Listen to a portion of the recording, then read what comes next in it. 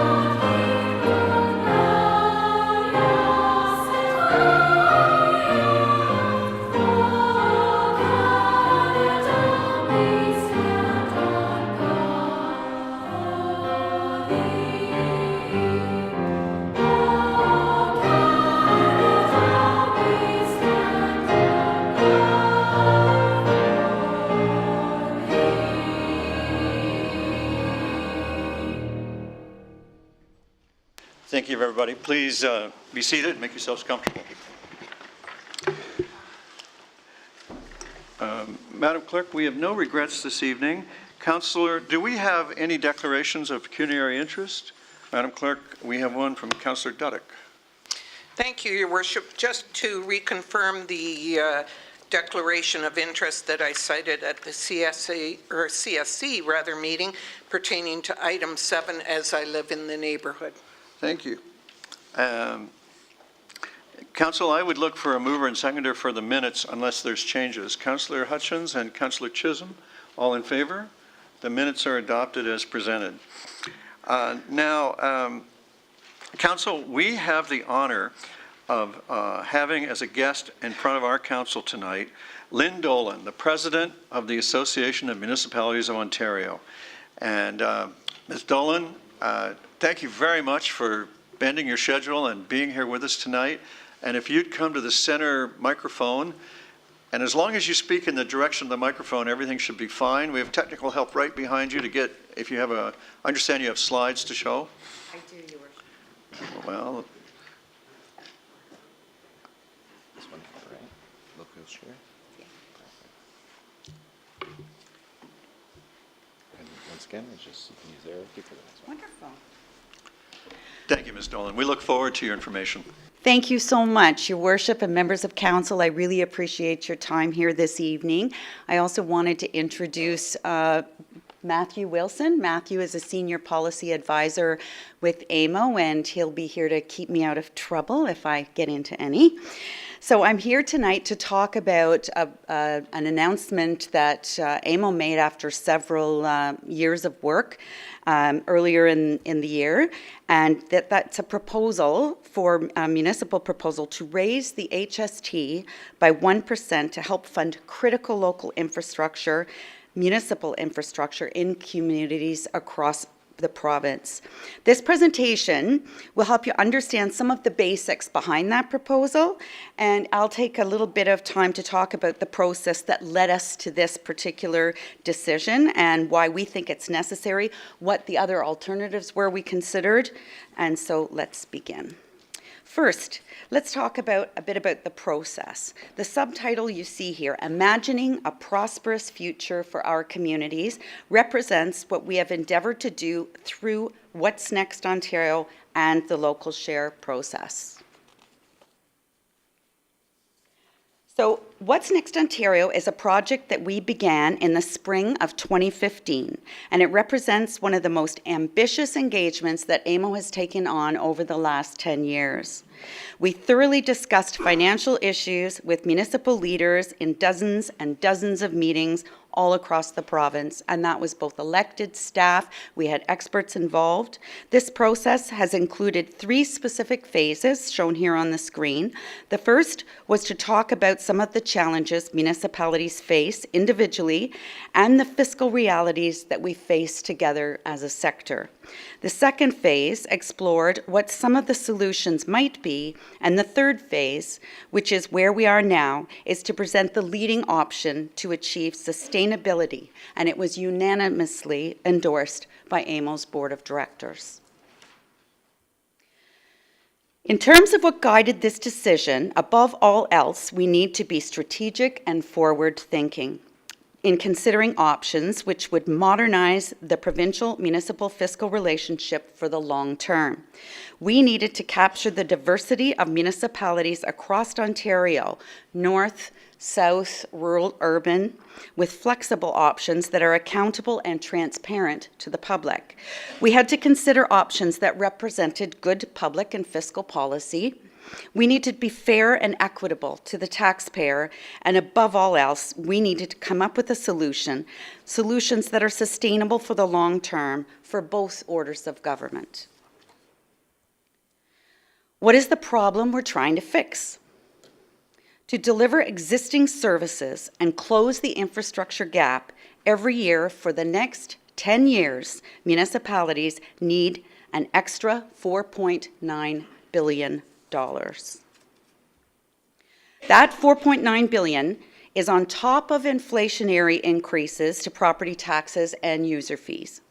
It also assumes that all the existing federal and provincial commitments that have been made to date are fulfilled over the next 10 years, including cost share programs and the Phase 2 infrastructure. This is a substantial number when you look at it sector-wide. That meant we had to consider a broad range of options to close this gap. In total, we looked at 44 different options. We measured each against a standard set of criteria, including how much revenue each could generate, impact on specific areas, and we boiled those leading options down to one leading idea. The leading option is a 1% municipal sales tax that would help fund critical local services like roads, bridges, and transit to help reduce the upward pressure on property tax bills and diversify how we fund local communities. A sales tax is used in other parts of the world to fund municipalities, including 25 states south of the border. It's a well-respected and well-used tool. How does this idea line up against the other leading options? The first leading option is the way we've always done it, property tax increases. Using the property tax to close the $4.9 billion gap would require 8% revenue increase per year for 10 years. Of course, Ontarians already pay the highest property taxes of anyone else in the country. We have to ask some pretty realistic questions about whether those increases are achievable and in fact desirable. It would mean that a person paying $3,000 in 2015 would be paying almost $6,700 by 2025 if we pursue this route. And I imagine those in Oakville numbers, those numbers are rather low. Another natural option is asking the province for further uploads. In terms of what that option looks like, it's true that the provincial government balanced its books this year. However, we also have to acknowledge that the total provincial debt exceeds $341 billion this year.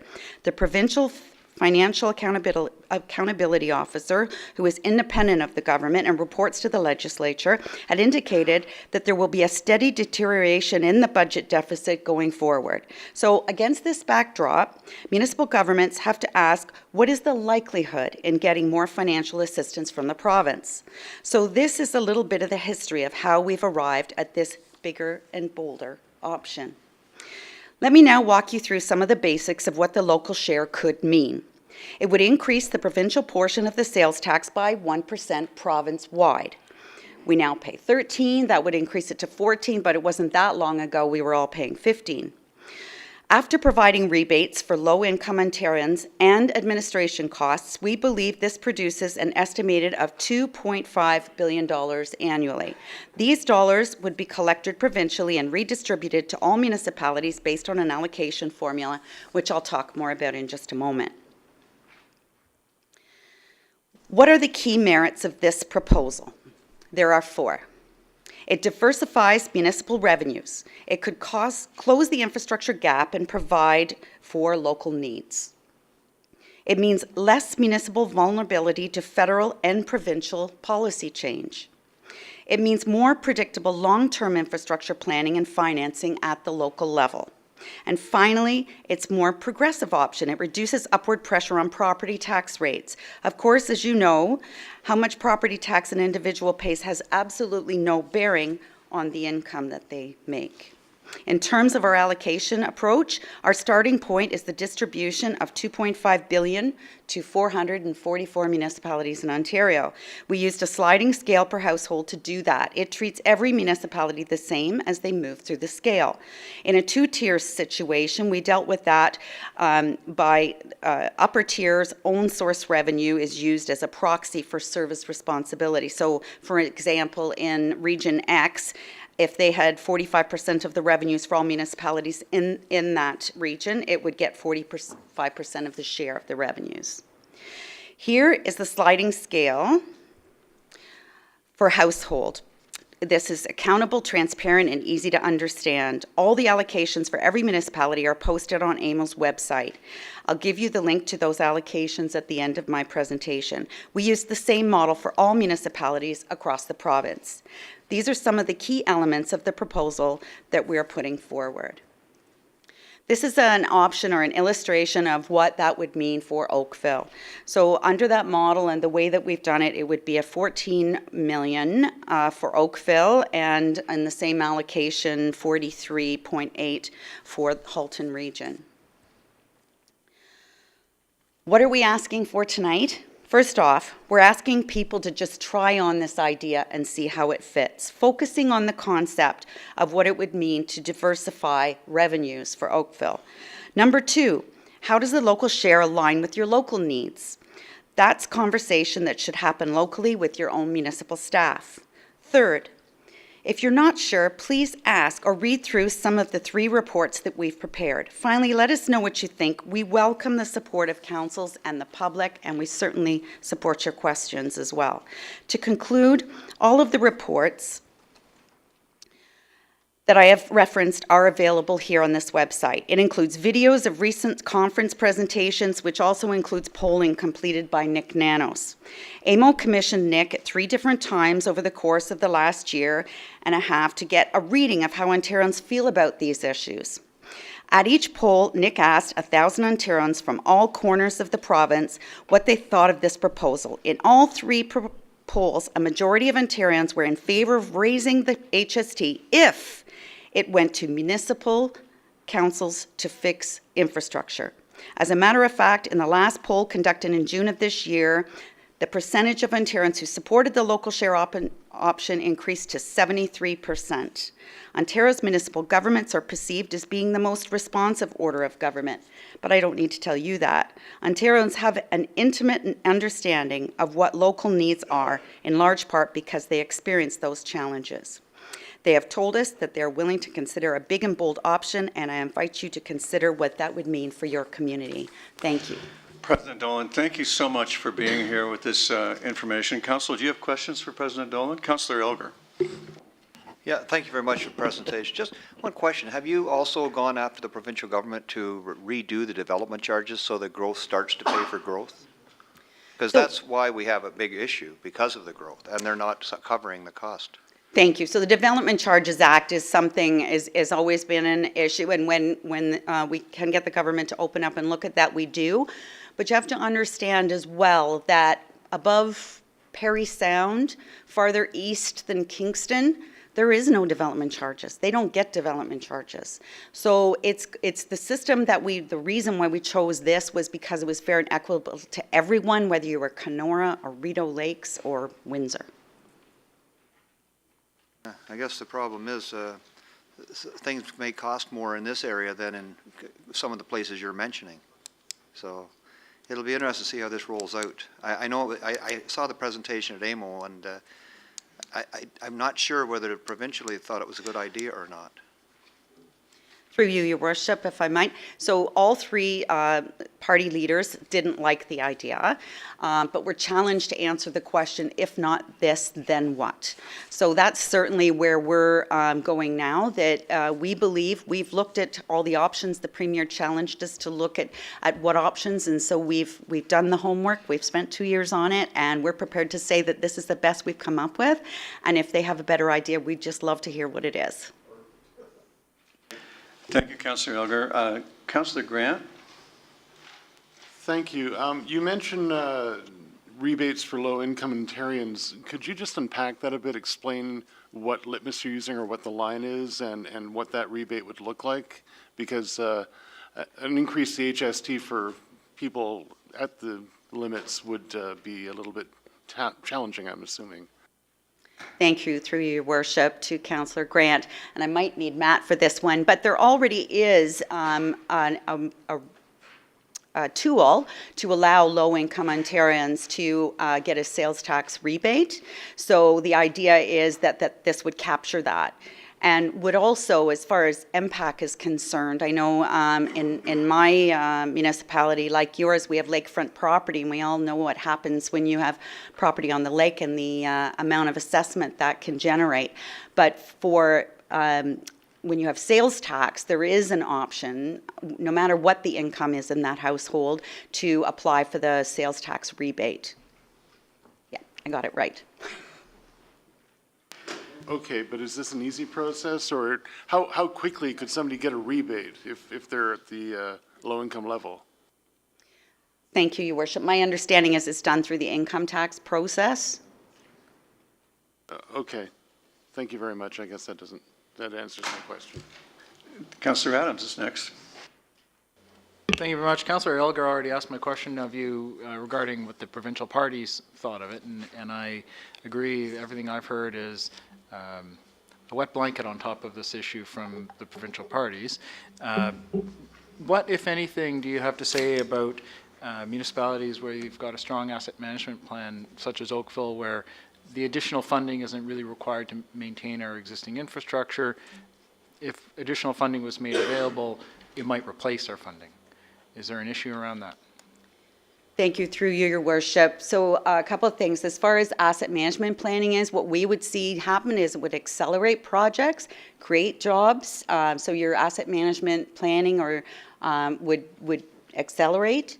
Also, what was the first question? I'm sorry. Oh, just about the provincial leaders, each of them saying no. And each of them also said that they were against increasing taxes. So we certainly hope that means increasing all forms of taxes, including property taxes, because this isn't a new tax. This is just diversifying revenue and moving it from the property tax base to the sales tax base. Councillor Robinson. Thank you very much, Your Worship. Thank you very much for being here. It's nice to meet you. And all I'm asking for is an electronic copy of your report. Through your worship, I believe we have handed the clerk some reports, and I'd be happy to send you an electronic one as well. I have this one, but I would like an electronic copy. Wonderful. And can I also point out to you that there's a couple of short videos, one longer one that was more along the lines of my presentation, but a nice little 2-minute commercial type one that's on the website as well that's very good. Okay, so how, are you going to send me the electronic version through the town, or Absolutely. you want my email address? We'll look after it for you, Councillor. Okay, Unless you wanted to, make a connection here. okay, thanks.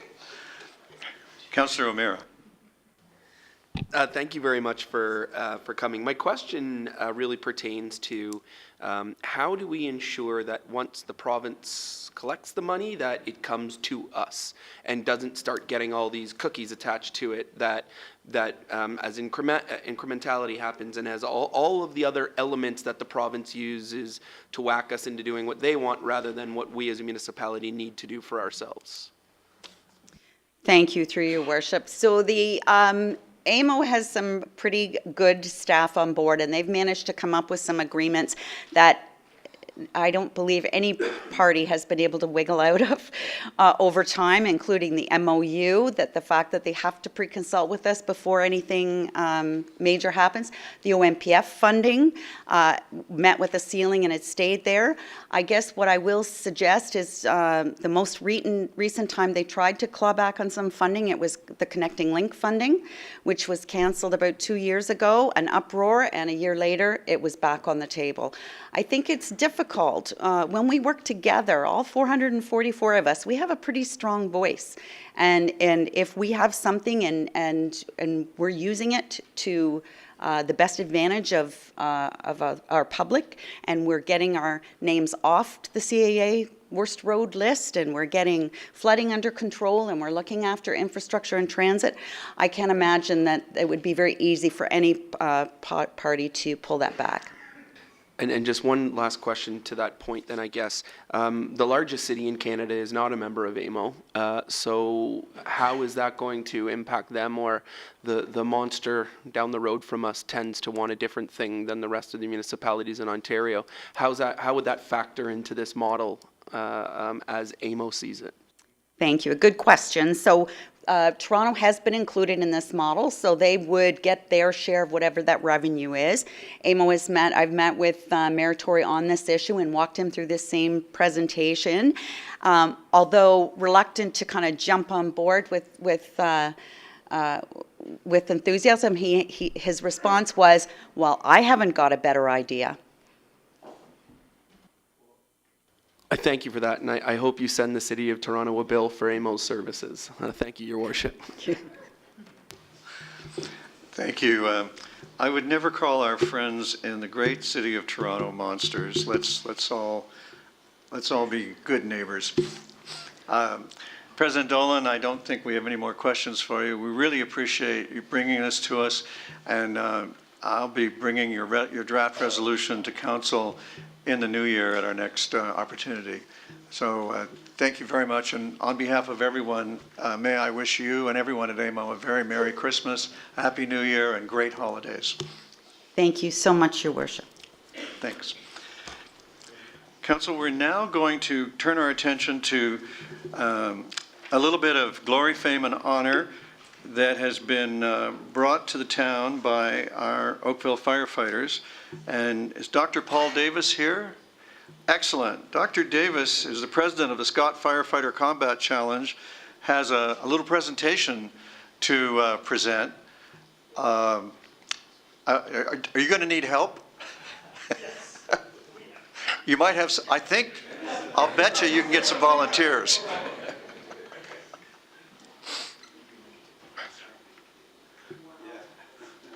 So it's a light little thing, isn't it? Dr. Davis, you have the floor. Thank you very much. It is my distinct pleasure and honor to recognize the accomplishments of the Oakville Fire Department for the second year in a row. I'm bringing home the Scott Trophy. The 26th Annual World Championships was held this year in Louisville, Kentucky. And we do have a video clip. I'm here to help you. All right. Not a problem. And it's just the fire vent video, correct? Perfect. This was what, if you were watching ESPN3, you would have seen. Just give me one quick second. And this is a world record run. And the way the team competition is constructed, there are 5 members on the team. Each run the course. The lowest 2 times are dropped out. The top 3 are added together. And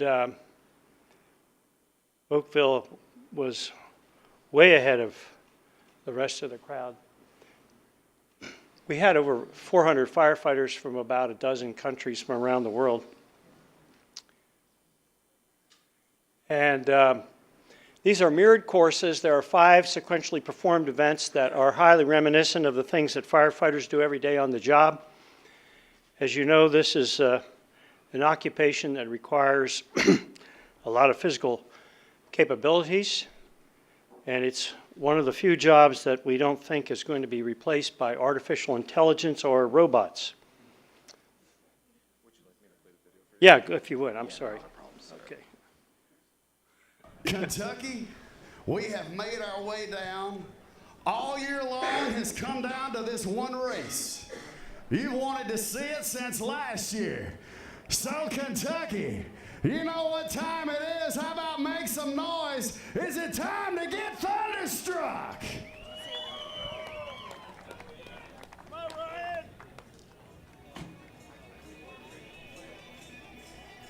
So Ian Van Reen is on the bottom of the tower. Gentlemen, coming up first for you over here on the red side. I'll let Mike Word do the calling. This is a previous world record holder on the red side, sponsored by the folks over at Lakeland Fire and IAAF 579. Out of Mankato, Minnesota. Ladies and gentlemen, give it up for the man over here on the red side, Flying Ryan Fitzgerald. And over here on the blue side, this is the reigning world record holder and the reigning world champion. Ladies and gentlemen, out of Oakville Fire Team Women's Safety, the current king of the jungle, Ian Van Rieden.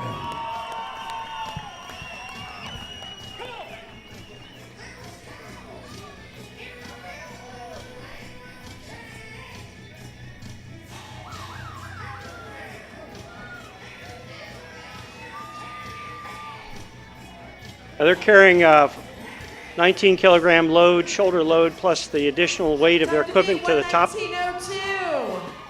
Blue course with Ian, though, his world record's 1:15:29. So definitely possible, Mike. Take it away. Here we go. Let's do it, Maria, all the way down over here. Ian Van Rieden. Ryan Fitzgerald on the right side. Get ready, clear the tower. 31 both sides. Ian on the hammer. Ryan Fitzgerald. Come on, let's go. Come on. Hello, Kentucky.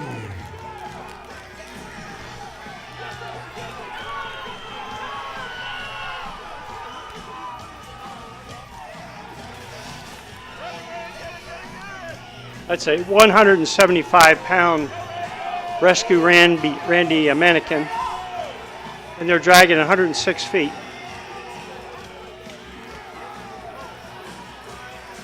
Come on, Kentucky!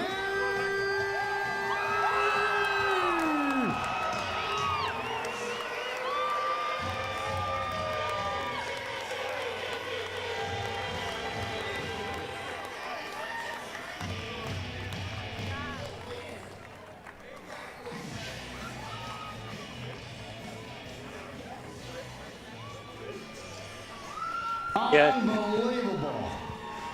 1:14.76 for a brand new world record.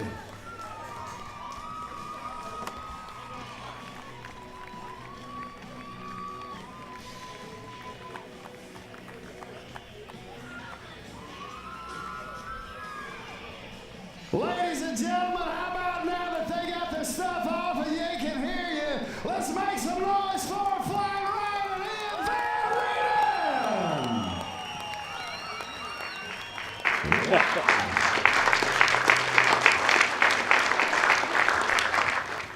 So we have a presentation for each member of the team. We're gonna grab you in here 1 second. What, Mike? New world record from. Okay. Okay. All right, thank you.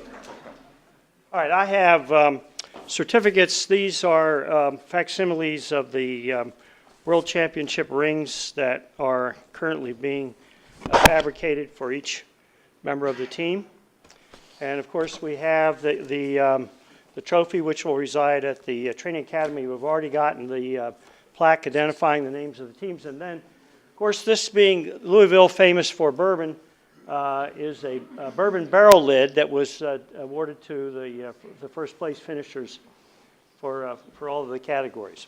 So here they are. It's for Darren Van Zandenbergen. And thank you, Darren.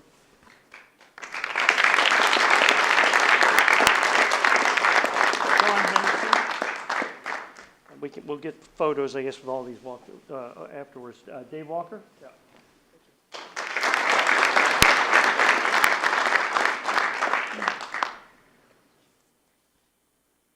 And Ian is not here. Okay, you'll take Ian. Okay. And then, this is Matt Longwell. So where's the photographer is, can you set the shot up here?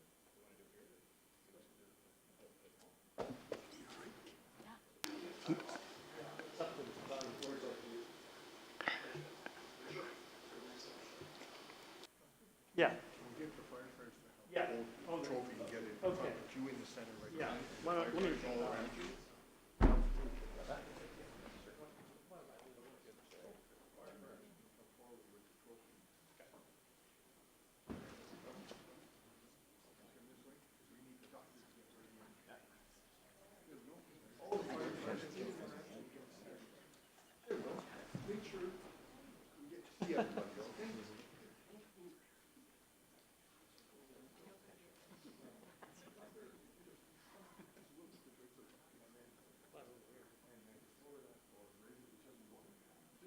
Tell me where to put it.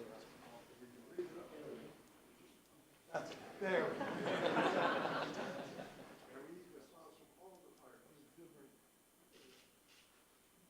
go.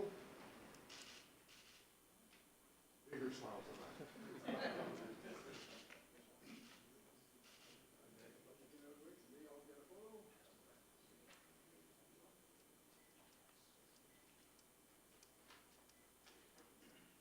One more. Got excitement one more time?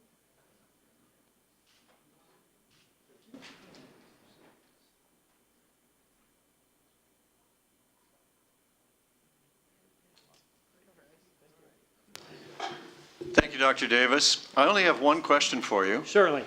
If they win it a third time, do you retire the trophy and let them keep it here forever? No, the current record has been held for 4 times by Travis Air Force Base in California. You guys are better than that. Well,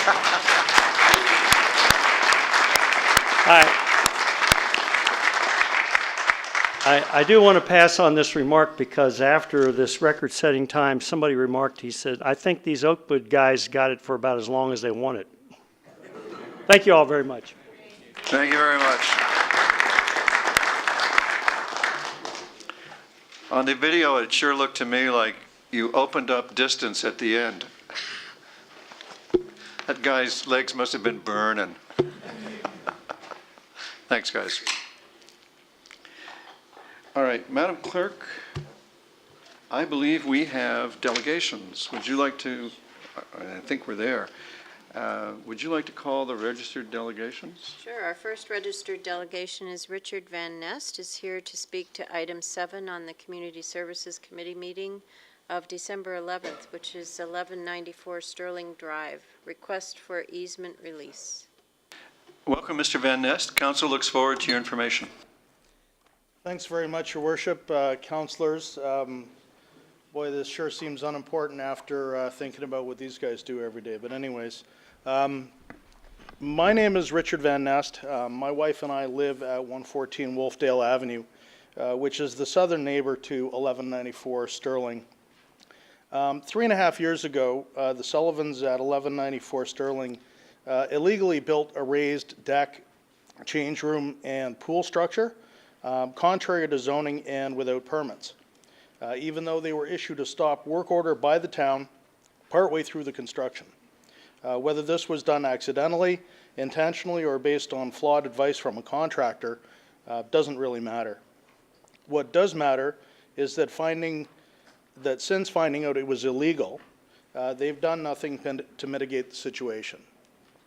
What they have done is everything they possibly could to make it legal retroactively and very slowly.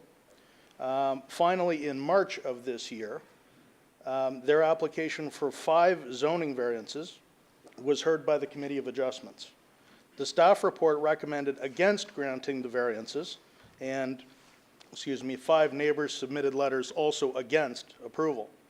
The staff report cited unacceptable adverse impact with respect to privacy toward adjacent properties, said it was not compatible with the setbacks and separation distances, has not been designed to minimize impact, and is not appropriate. Lawyers for the Sullivans requested a deferral. The hearing was deferred, ostensibly to allow for the Sullivans to reach out to neighbors and come up with more acceptable alternatives, but no communication or outreach of any kind was forthcoming. It was also deferred to confirm that the structure was in fact encroaching on an easement, and it is. Based on the town's examination into the easement and to address the encroachment, a set of recommendations were put in front of the Community Services Committee last week. The facts in the recommendation are quite straightforward. The committee has already heard the arguments and voted unanimously to enforce the easement. We're just looking for that to be ratified so we can all move on. I did bring an overhead, and you do have in a presentation in front of you, very simply, this is 1194 Sterling, where the property to the south of the horizontal property line is our property. Note the easement area, which is marked by red marker, comprising the westerly 10 feet of the property.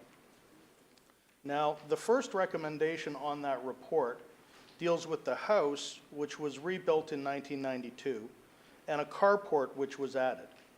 These were permitted a minor encroachment onto the easement, but an agreement formalizing this was never entered into. Those encroachments are marked in blue. The permission for the carport and house encroachment should clearly be formalized, and we support that recommendation. The second, third, and fourth parts of the report deal with the encroachment over the whole area by the Sullivans' illegally built amenity complex, their pool, sun deck, and change room.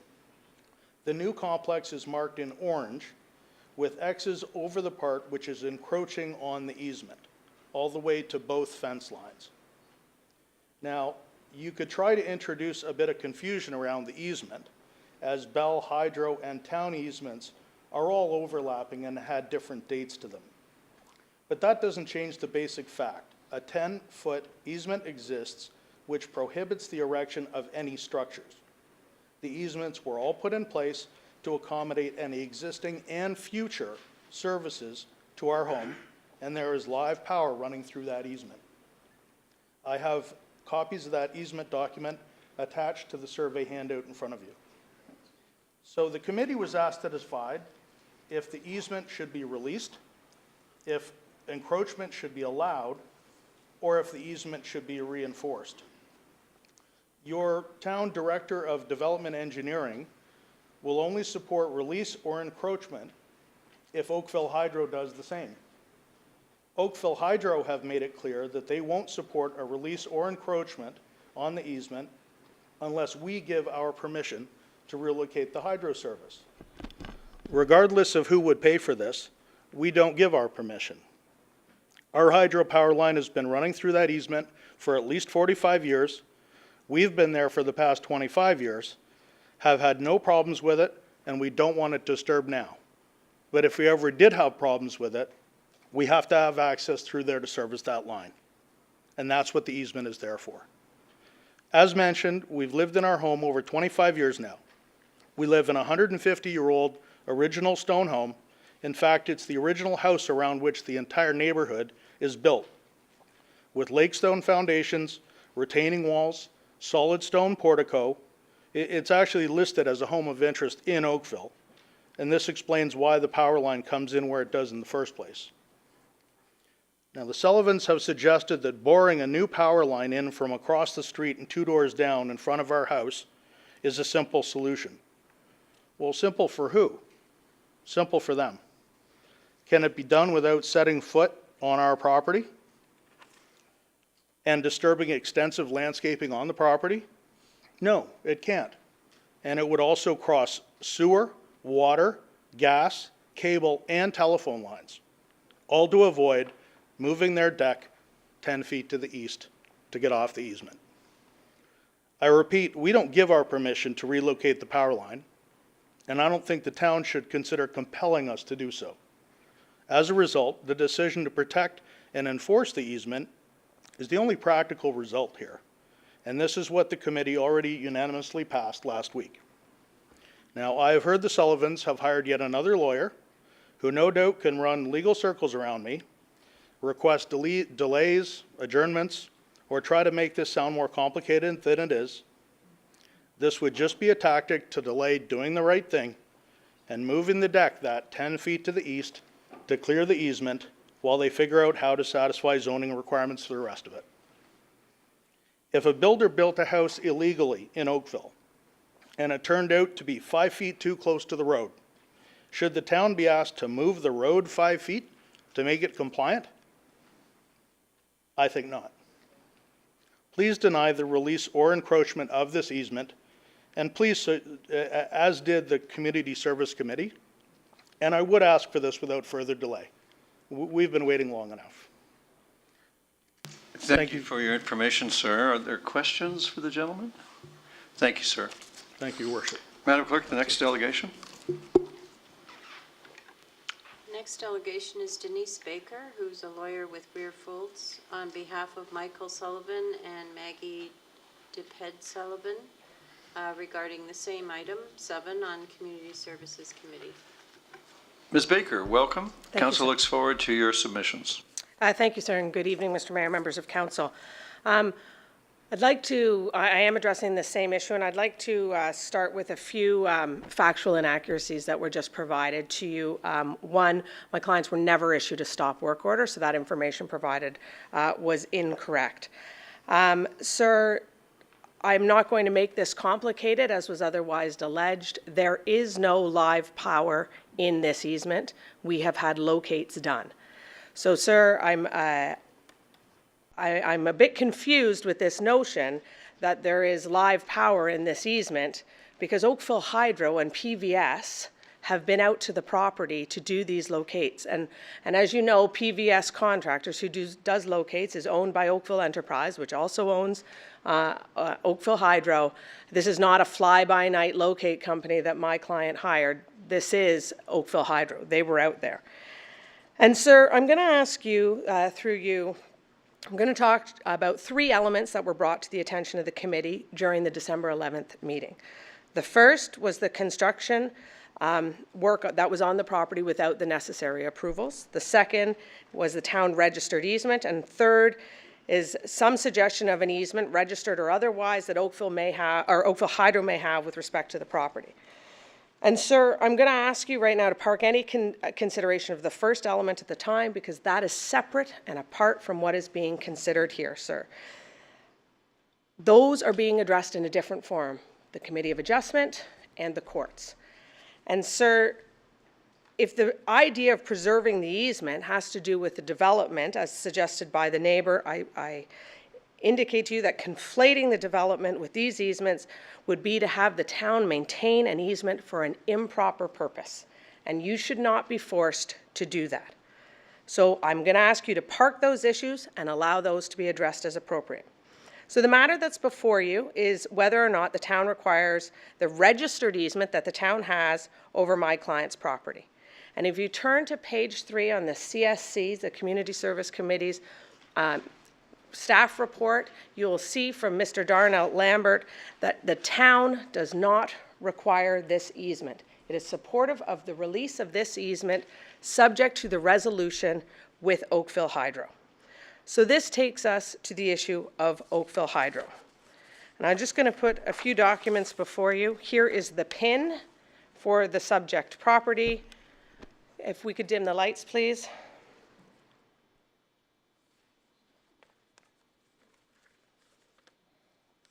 That's not doing us much good. There we go. Thank you.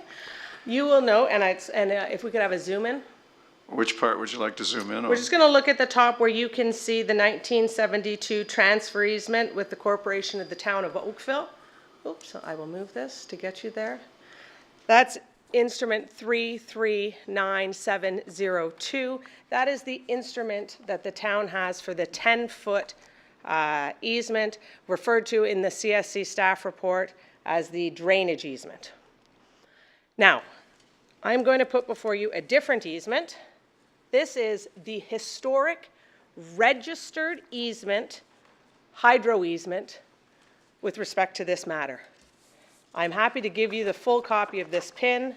This registered easement is no longer registered. It has been removed from title. And this registered easement is removed from title because it speaks to maintaining poles and wires for the Utilities Commission, above ground utilities, not below ground utilities. This has been deleted from title. Now, I will put forward to you, again, the similar easement drawing that was brought to your attention by Mr. Van Nest. This is the outline of the town's easement. You can see it from up here all the way down. You can see that the town has already granted permission for construction within the easement, and that's about 1.74 meters from the property line. And then the house here, which is about 2.38 meters from the property line. So those already exist and already encroach into the property. Now, Mr. Perlin, to whom I'm grateful for providing this to me, provided me with this conceptual drawing that was seemingly prepared by I'm not sure who, that was somehow is intended to demonstrate that this, you can see the outlines of the 3-meter easement here, that this are hydro lines within the easement. And I can tell you that this drawing is inaccurate for a number of reasons. First of all, when you look at the survey that I just put before you, and this drawing, the way the houses, the footprints of the houses, which are difficult to see, I appreciate, are not accurate. Second of all, this Burndy power post, which is supposed to be in the easement, is actually located on Mr. Van Nest's property. I was out there today and I saw it. I have photographs of it. And unfortunately, they did not print in time, and I can put my phone down and see if it's of any assistance to you whatsoever. I'm not sure it will be. No, it won't be. But we can get those to you. That is not on my client's property. That is located roughly here. Their garage, which is located right up against the fence line, I should say, as you can tell, I'm not a drawer.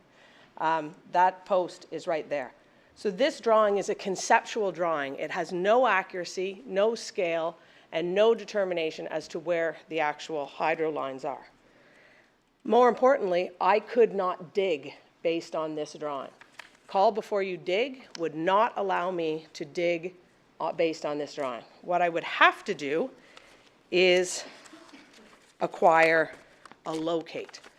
And Madam Clerk, I do have copies of the locate report to pass to council, if you wouldn't mind.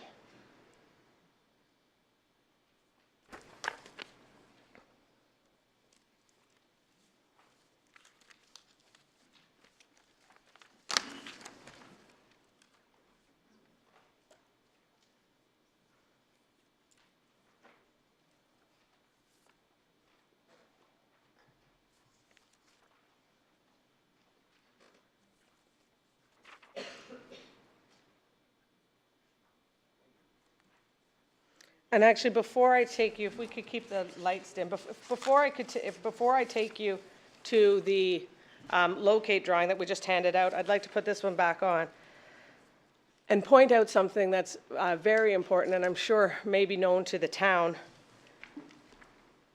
The other reason we know this drawing is inaccurate is because this purports to demonstrate hydro lines that have been put below 200-year-old pine trees. These two trees are approximately 200 years old. I have pictures of them again. They have diameters that are far greater than this and stand approximately 86 feet high. The likelihood of putting electricity under 200-year-old trees is very minimal, which supports the locate report. This was a report you can see, oops. It was done by PVS contractors. It was done at the request of my client, and it was done in April. Just for those who aren't familiar with locate reports, how they do them based on the different services. So page 2 of 3, you can see in the top left-hand corner, this is the locate report for storm sewers. And the area that was the located area where they looked is this area here. So you can see this area is approximately 4 meters. You can actually see the 4-meter identification there. This area is approximately 4 meters. WBL stands for westerly build line. WFL stands for westerly fence line, southerly fence line, southerly road edge. This is the paved edge, not the edge of the municipal boulevard, but the paved edge. And you can see that it indicates that there are no storm sewers within the locate area.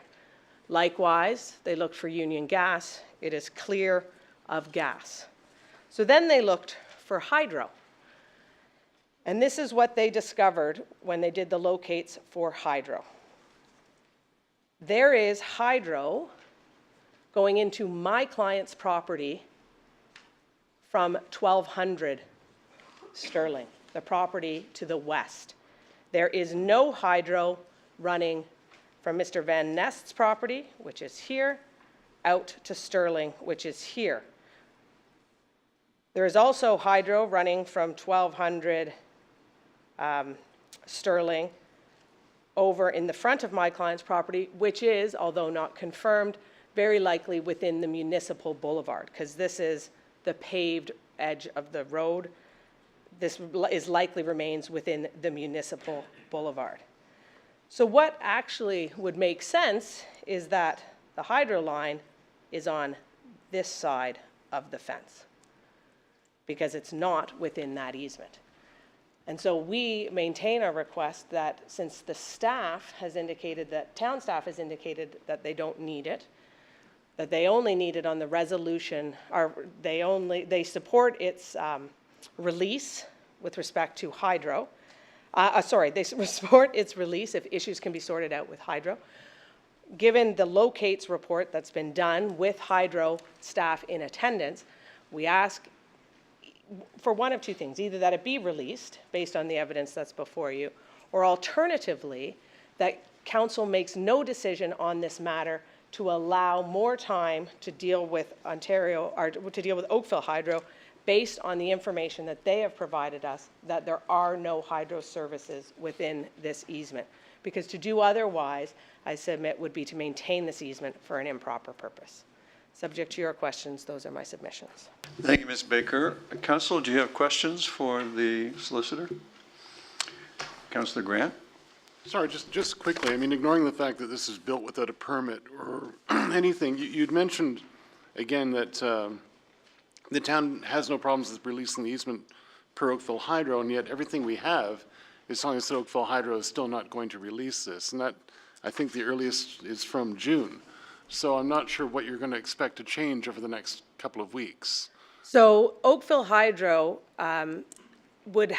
doesn't have either a registered easement or an unregistered easement. What they may have is a statutory easement, and a statutory easement only exists if there are hydro services in the area, hydro services within the easement.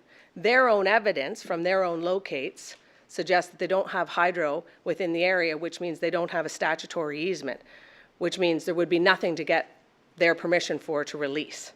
So we would need, I want to have those additional conversations with Hydro. I have calls into Hydro. I have not heard back from them in response to this to understand why a locates report, which I would need to do any building on any piece of property, not this property, on any property, I need a locates report. Why their locates report shows no services in this easement.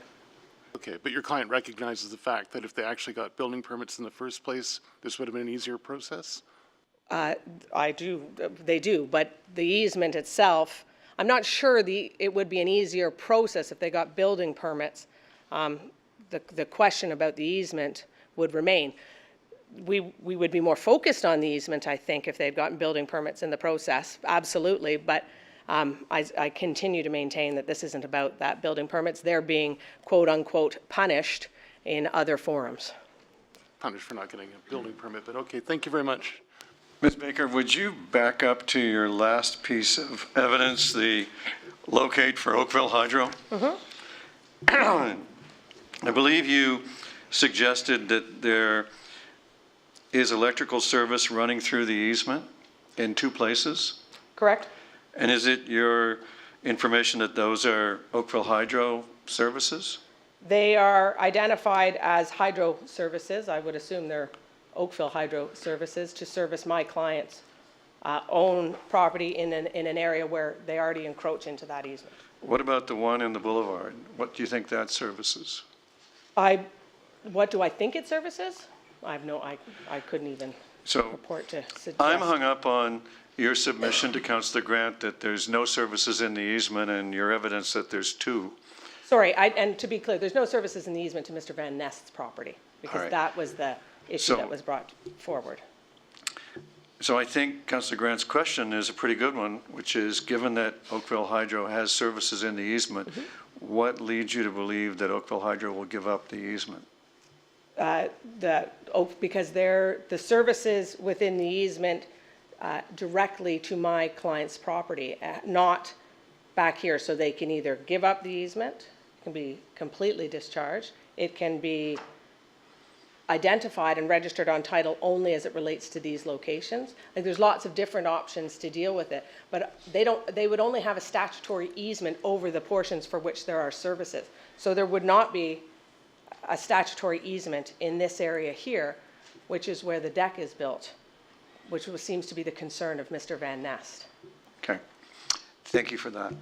Any other questions? Thank you, Ms. Baker, for your information. Madam Clerk, would you call the next delegation? Next delegation is Ann Sargent, who's Executive Director of the Bronte BIA, here to speak to item 1 on the Budget Committee of December 12th. Welcome, Ms. Sargent. Council looks forward to your information.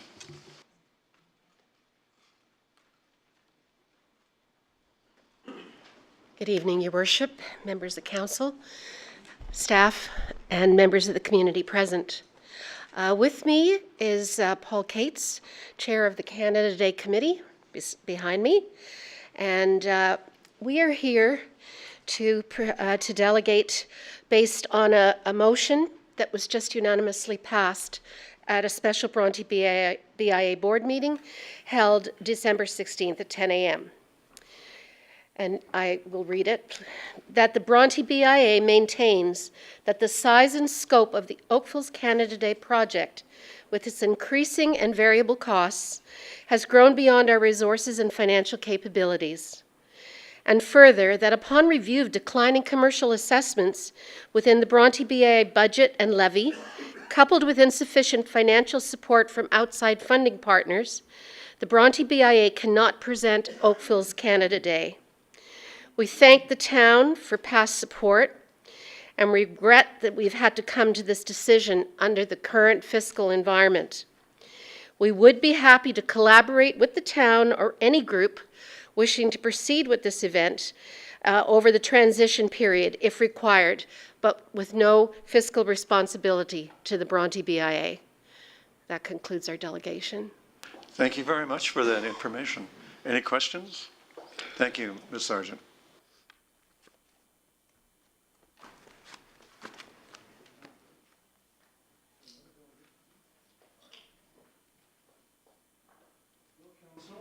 We're now to the standing committee reports.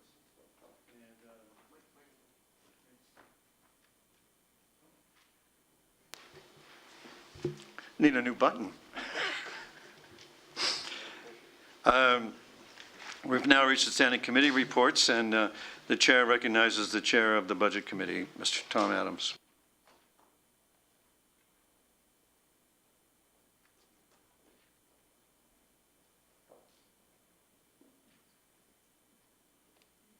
I have no amazing videos, although I feel like the fire guys, I should have some kind of, the counselor from the far end of the hall came down over here or something, but I have no amazing videos to show you of guys running up towers. Nothing as exciting as that. You've talked about how hard you found dragging the dummy. It on was, another occasion. I will tell you, it is a heavy, heavy dummy. But I am here to give you your annual dose of budget news. And so I hope you'll stay with me throughout this little presentation I've got for you.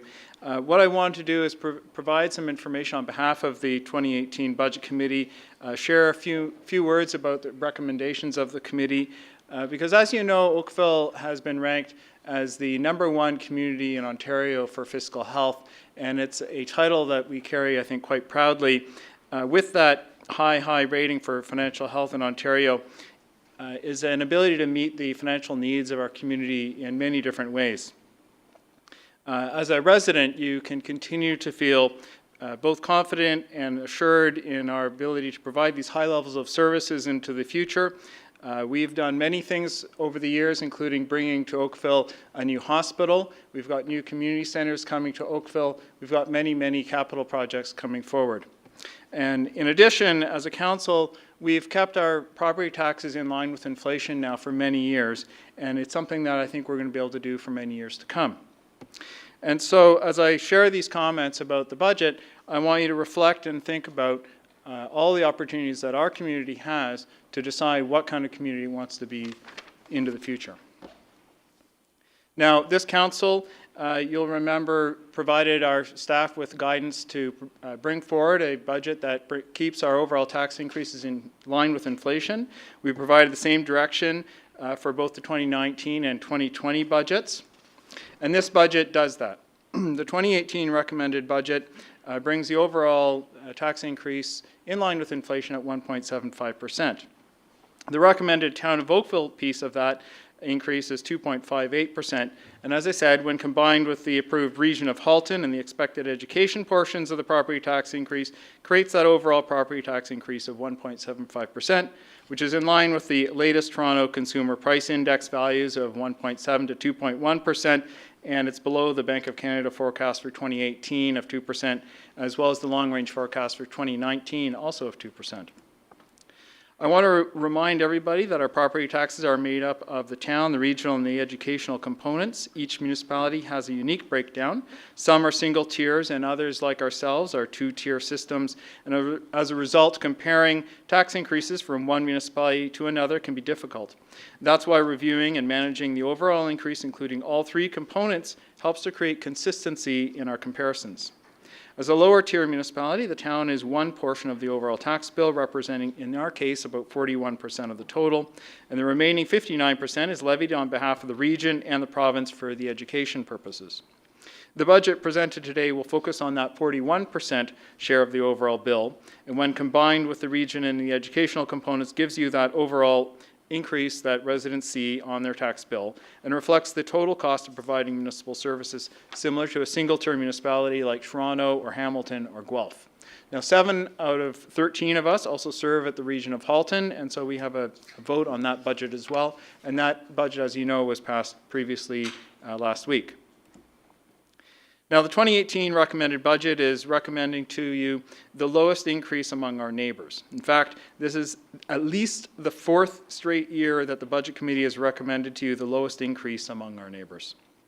These figures are all from approved or proposed budgets for 2018 and are presented on a comparable basis. So I'll note that the higher figures for the other municipalities show generally the pressures that these other municipalities are facing to attempt to deal with the unfunded infrastructure renewal and construction needs that they're all facing.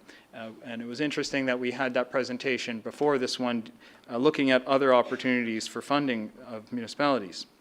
Now, Mississauga and Brampton, for example, both now have 2% annual infrastructure levies to close their infrastructure gaps. And Oakville, by contrast, has an asset management plan that's well funded. In fact, last year was the final year for our special road resurfacing levy, and that increase is no longer required for us. So I want to also highlight that a number of the municipalities have not yet announced their 2018 expectations, and as an example, there's Hamilton. And these municipalities will only be approving their budgets partway into 2018. And I want to commend all of you for being prepared to pass a budget tonight. It's good governance practice, and it gives your staff direction regarding the level of resources that will be available to them throughout the entire year, not partway through the year. In fact, Halton Region was recently given high marks for its budgeting process by the C.D. Howe Institute, and while Oakville's not looked at in that particular study directly, I'll tell you that our process is very similar to the Halton process, and we too would receive very high marks based on the criteria that are in that study. Also want to highlight the introduction of a number of other fees in the GTA that are making tax comparisons more difficult. Mississauga there, I've noted that they've got a storm water charge, and as you know, Toronto also has the municipal land transfer tax that they are relying ever more heavily on as time goes on. They also have a waste management fee, which we do not. So these differences over time make it more difficult to compare municipality to municipality. But there you are. So we're proud to be preserving important services for our local families and building and maintaining our infrastructure, unlike a number of jurisdictions where the infrastructure funding is inadequate and the ability to repair aging roads, bridges, and sewers is lacking. Some of the highlights for the 2018 budget from our recommendations are listed here. They include funds for the pedestrian safety program, additional radar speed display signs, the flashing 40-kilometer-an-hour zone signage, support for the very important 2018 RBC Canadian Open. We have additional funding for the Cultural Grants Program, additional funding for the event strategy support, the Backyard Tree Planting Program in partnership with Oakville Green. That particular one will require council approval as it comes back with the details. The Bocce Court funding for Glen Ashton Park, and of course Gypsy Moth Spraying Program. The recommended budget also recognizes 1.5% in assessment growth and provides additional assessment growth recognition estimated at 1.08% for future years. And that will help ensure continued stable and slow tax increases into our future. As a result, it also transfers significant funds to our reserves for use in stabilizing our taxes in future years as we move forwards with the opening of both the new community centers in South Oakville, as well as multiple facilities of various types throughout North Oakville. We're very thankful, I want to say, to both the provincial and the federal governments for their efforts at supporting municipal infrastructure, and we're looking forward to our continued work with them. And in that regard, we are providing to you a recommended list of shovel-ready projects that we can move forward with when and should additional funding come forward and be available to us. Now, we're keeping our municipal house in order through the ongoing discipline of our annual 1% capital levy and the additional funds that this council has previously approved through the special paving levy. We have very high quality infrastructure. Our funding for infrastructure renewal puts us in a very unique position among municipalities. Our funding for replacing aging infrastructure more than matches its rate of depreciation without the need for issuing debt. And I know of very, very few municipalities that are in this position. In fact, our ability is perhaps unsurpassed throughout Ontario anyway. Our neighboring municipalities are issuing significant levels of debt in order to maintain their existing infrastructure, and that debt is limiting their ability to make decisions about what their communities will look like into the future. And I can tell you that throughout all the discussions that I've had with residents across Oakville on the budget, they are all very appreciative of our commitment to good and long-term financial management. We have very healthy and strong and sustained finances. Our recommendations advocate appropriate debt management and no new debt in 2018. In fact, I want to let you know that less than 2.5% of our debt is supported by property taxes. The remainder is supported by other means. For example, the Oakville Hospital debt is supported by non-tax revenue through Oakville Enterprises Corporation. The others are development charges, harbors, and soccer club supported debt. The projected $11.7 million in LED streetlight conversion debt is supported by energy savings generally generated internally through that project. And our plan with respect to the tax levy supported debt is to reduce that debt by an additional $1.3 million this year and bringing it down to $2.9 million. And for the record, that number was 8 times higher at $24 million in 2006. So we've come a long way on that tax supported debt. No debts required for infrastructure renewal because our infrastructure renewal funding policy that sets aside money each year for the replacement of assets as they come to the end of their expected lives. For the record, my mouse doesn't work anymore. There you go. For the record, there are the projected debt principal numbers for the end of the year. Regarding the town-only portion of the total tax increase, that's the 2.58% figure. About 60% relates to maintaining our existing service levels. That's the 1.54% number you see in the town base operating budget line there. Nearly the entire remaining 40% relates to renewing our infrastructure, and that relates to the 1% capital levy funding. And that's all around making sure that our facilities don't crumble, our roads don't crumble, and all of those things. So you can see that the overall impact will be 1.75%, and that is the lowest among our local neighbors, and quite likely the lowest across the GTAH in 2018. The 2018 budget includes total operating expenses of $324 million. I won't go into the details, but you'll see that most of those costs relate to programs and services that are active in the daily lives of our residents and businesses and families. They include our core services like road management, our fire department, storm sewers, and they include libraries, parks and rec, the Oakville Transit, and many, many others. I also want to make sure that residents understand that not all of our funding comes from taxes. In fact, only 59% will be coming from property taxes in the upcoming year, and the remainder is coming from other sources. By comparison, in 2003, when a number of us joined council, including myself, 66% of our revenues were coming from taxes. Regarding the tax levy funding, of that $189.7 million raised in 2018, the largest share will actually be going to renewing our capital, our infrastructure, and that's followed closely by our fire services. This chart shows the capital spending by program in 2018. The largest program is infrastructure planning. That includes roads, bridges, stormwater projects, active transportation. It's followed closely by the Recreation and Culture Department, where we've got both the Trafalgar Park Revitalization Project and some of the funding for the Southeast Community Center. In 2018, our infrastructure work will also include the largest ever road resurfacing program in Oakville's history at $9.6 million. It also includes reconstruction of part of Spears Road and part of 6th Line in North Oakville. So combined with the regional and provincial shares, the currently forecasted overall increases for both 2019 and 2020 will be 2%. As in previous years, we'll be doing review work on the details of these forecasts. We have lots of work to do in both of these years as we open up significant new community centers and other facilities. Both of those forecasts require reduction targets to be met, but I'm confident that we're going to be able to reach those targets of keeping the overall property taxes in line with inflation. Last year when I was here speaking with you, we were forecasting the 2018 number to be 1.84%, and here we are today recommending a 1.75%. So we do a lot of work in year, and we do a lot of work through the budget process, and I think it all comes to a good place. So Council has already directed staff to prepare the 2019-2020 budgets while maintaining overall property tax increases in line with inflation, and we'll continue to work towards that important goal. To that end, the Budget Committee has recommended, as I said earlier, keeping over 1% in assessment growth available for recognition in future years, and staff will be continuing the regular performance-based, program-based budgeting reviews that have already identified several $1 million in savings over the years. The CAO and his staff are also undertaking service delivery reviews to optimize the delivery of town programs and services and to consider alternative service delivery models. We'll be working towards ensuring smooth future tax increases as we approach the opening of those new community centers in South Oakville, as well as the fire stations and other community facilities in North Oakville.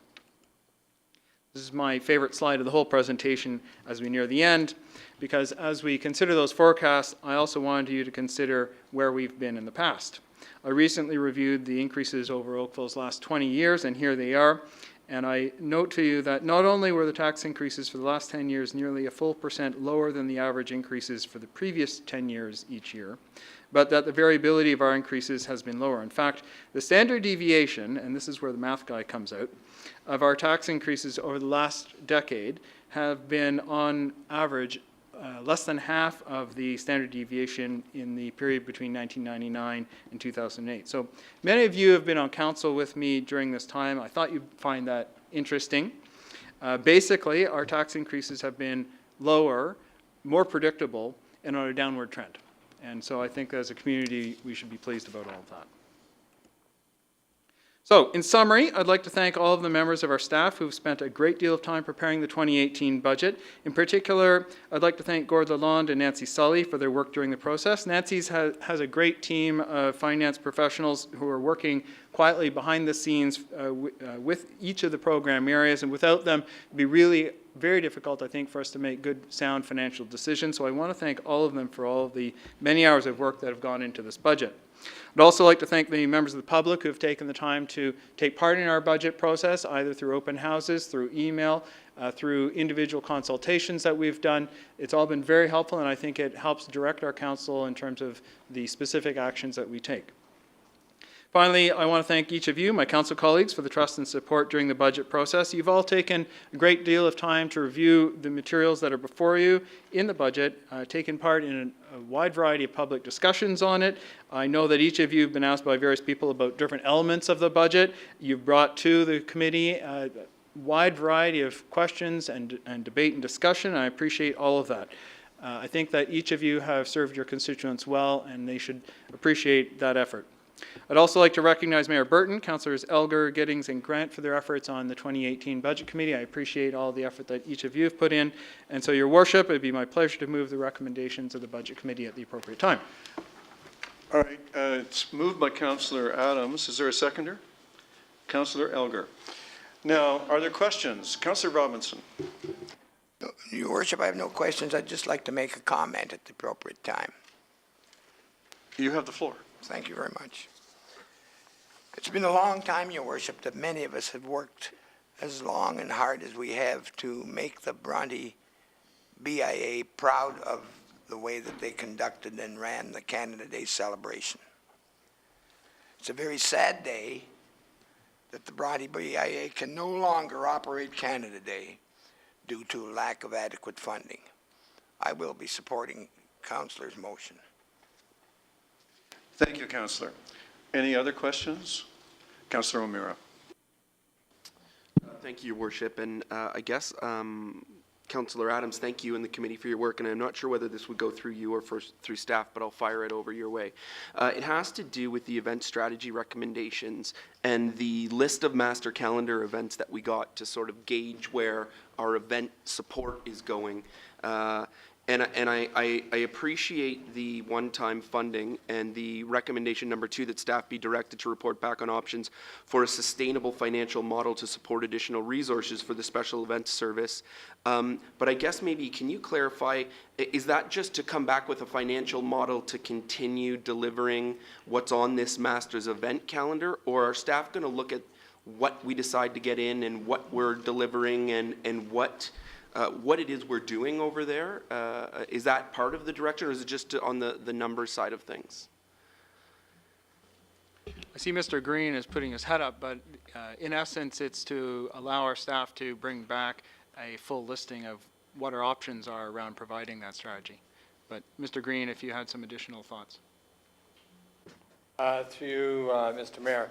Certainly when we look at a budget guideline and the pressures that are on, we'll be looking at what programs should be going forward in the events, what can be funded within the envelopes that are available. We'll bring back a full list as Councillor Adams has indicated, but we have to look at it within the overall guidelines that Council has given us. I appreciate that, and I'm happy to support the budget. I know sometimes these contract jobs just send a roll right over into a full-time FTE, and we do reverse justification for why we need a full-time FTE. So I'm cautious about what I see here in terms of how that's going to generate more positions, but I guess I will be watching with bated breath when that comes back to council, and I thank you for that. Thank you, Councillor. Others? Councillor Elgar. Yeah, thank you very much. I'd just like to thank the Budget Committee for agreeing to go back and take another look at the final design of our council chambers early in the new year, so we can get the design done right and make sure that our taxpayers are paying the money that should be spent on it. So I thank them for that. I appreciate it. Thanks. I will be supporting the budget. You're welcome. Thank you, Councillor Elgar. If there's no others, shall I call the vote? Council, recorded vote. Why not? Council, I'd like to compliment everyone and the taxpayers for what has been 10 years of very good progress in terms of controlling taxes, debt, and infrastructure. And you have a lot to be proud of here. And I hope that our residents share my feeling, and thank you for the work that you've done. To be recorded in favor of the budget as presented by Councillor Adams and seconded by Councillor Elgar, please rise to be named. Councillor Lischina, Councillor Adams, Councillor Grant, Councillor Knoll, Councillor Lapworth, Councillor Elgar, Councillor Hutchins, Councillor Giddings, Councillor Chisholm, Councillor Duddick, Councillor Robinson, Councillor O'Meara, and Mayor Burton. I declare the budget carried unanimously. Now, Council, we need to turn our attention to community services and administrative services reports. And I'm aware of some interest in possible separations from community services.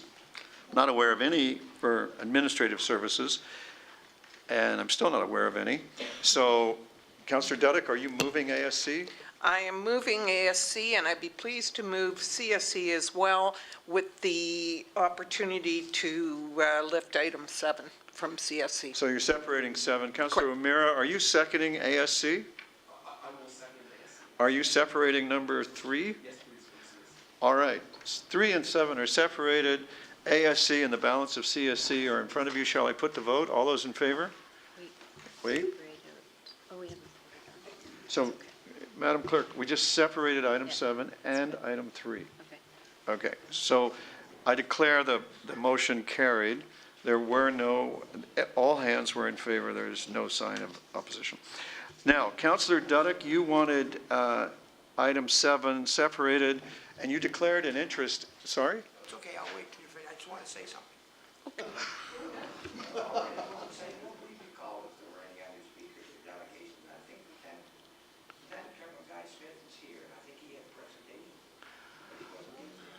No, there's no other listed delegation. We don't do that at council. Are you moving that we waive the bylaw and permit Colonel Guy to speak? Yes. Well, could you wait till we finish the business we're in the middle of that you're interrupting? Thank you. Councillor Duddick. Thank you. I wonder if I could just ask Mr. Perlin to come forward, just so I can get some clarification for this item number 7, because as many of us have seen, there's all sorts of information, and there was additional information that you provided to us in the form of a memo.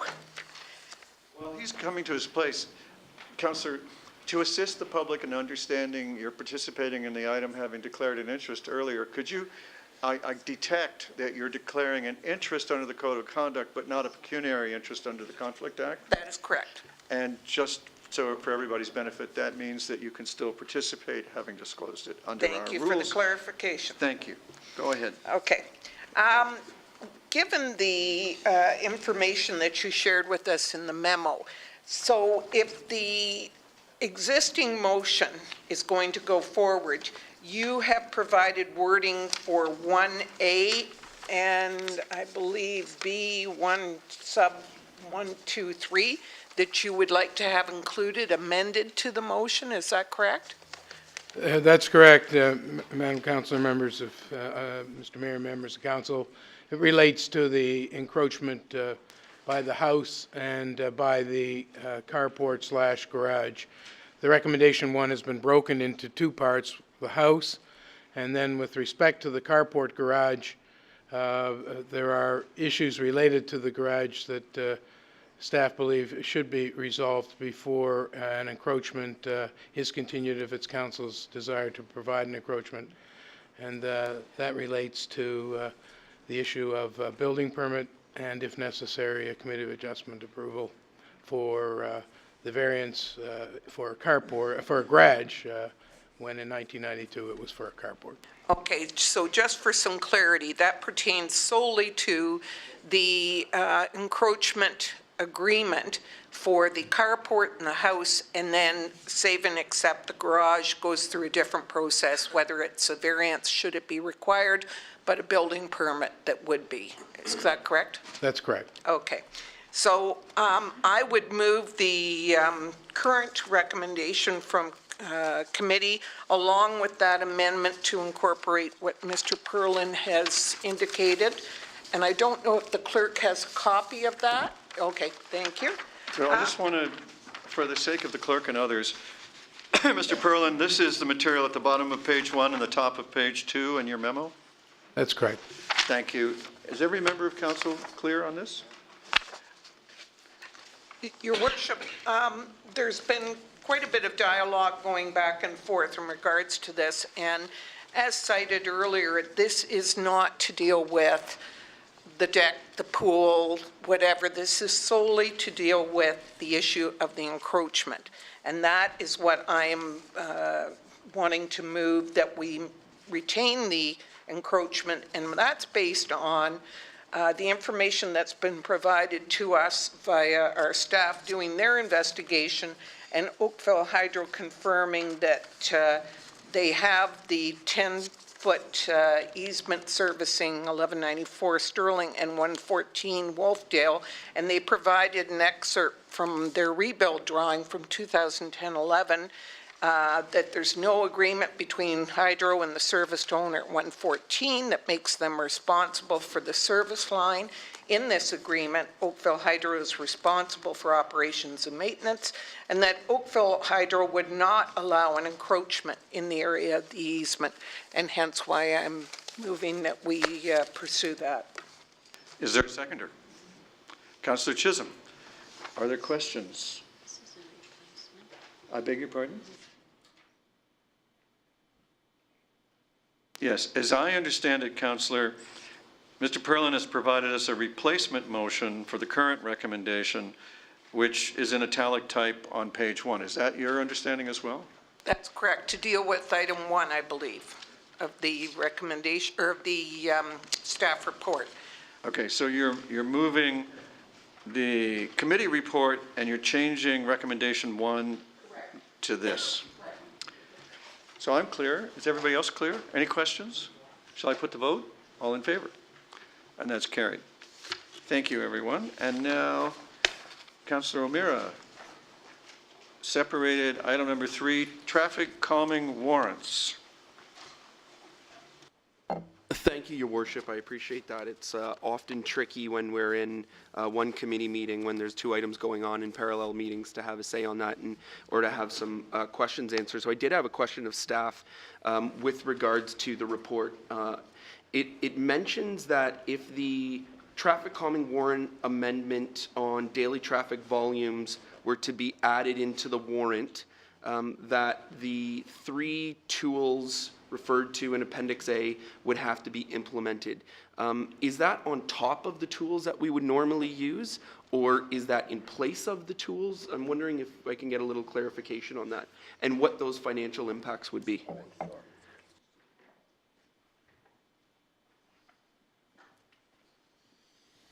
Good evening, Council. Through you, Your Worship. Those would be tools specifically to control volume on roads that exceed what the official plan indicates are acceptable. So in terms of costs, they could be as low as $25,000, $30,000. They could exceed that. We would have to do the design and present them to council on an annual basis, no different than how we would propose a mini roundabout to control traffic speeds. We don't build those as part of the normal traffic calming budget. We would approach council or budget committee and make a recommendation going forward. Okay, so that would be on a case-by-case basis then. I appreciate that. I guess I would ask my council colleagues if they would consider would consider including the average daily traffic volume into the warrant process. Right now, I know Councillor Elgar has a request for report on Pine Glen. We have many roads that are now becoming shortcuts through our communities, and though the speeds might not meet the warrants, the sheer volume creates a real concern when you have hundreds of vehicles that are speeding above that 85th percentile, and it's not just 50, and the roads are being used. I think we instead of coming with an ad hoc basis and a request for report and motions all the time to deal with specific issues, this would be one extra tool, I think, that would give those roads that are seeing a lot of cut-through traffic and that are being used heavier to be placed into the warrant system. So I guess, Your Worship, I would be proposing an amendment to that to include the daily traffic volume warrant in the process, in our warrant process. So you could assist the council and the chair if you had exact wording for what you want to do. The recommendation from the report, I believe, is that the report be received. So there's no change arising out of this, as I understand it. So you would like to add a recommendation that traffic volume be used in traffic warrants? That's correct, Your Worship. Would you like to write it out for the clerk, or would you like us to write it later? I'd be happy to work with Mr. Cozy and get that. Well, the clerk has the authority to wordsmith for us, as long as we understand what we're doing here. I would appreciate that greatly. All right. Mr. Cozy, when I reviewed the report, I noticed the staff pointed out that there could be negative side effects of this step. And I was at ASC rather than CSC, so I don't know if the committee considered this or discussed this. Are the other members of CSC here who could add to council's knowledge on this matter? Mr. Cozy, let's start with you, and the other members of CSA can start thinking about what they heard or said. Through you, Your Worship. The report was unique in that it was a received recommendation, but we provided council with the information we thought they had requested, which was to look at various options that could be done to our existing traffic calming program. One of the options was to include what Councillor Romero is just discussing, the use of volume as a part of the warrant. In our report, in the discussion of the report, and I'll just read it, the option involving adding traffic volume criteria into the warrant will have some budgetary impacts, but this could be addressed on an individual basis through annual requests of the Budget Committee. That's what I was referring to earlier. More importantly, and we did underline that, the solutions that would be employed will result in some ancillary negative impacts to the surrounding community. Staff expect that residents on roads where traffic is diverted to will not be supportive of these solutions. And if I could, I'd remind you to a somewhat similar example of, I'm going to say 8 or 9 years ago, when the town did experiment and placed traffic speed cushions on 8th line. Some of you will recall the the interest that sparked. That is, in a way, created traffic diversion. It was not done to reduce the amount of volume on 8th line, but it had that effect. And what happened was we had many vehicles pass through adjacent neighborhood roads.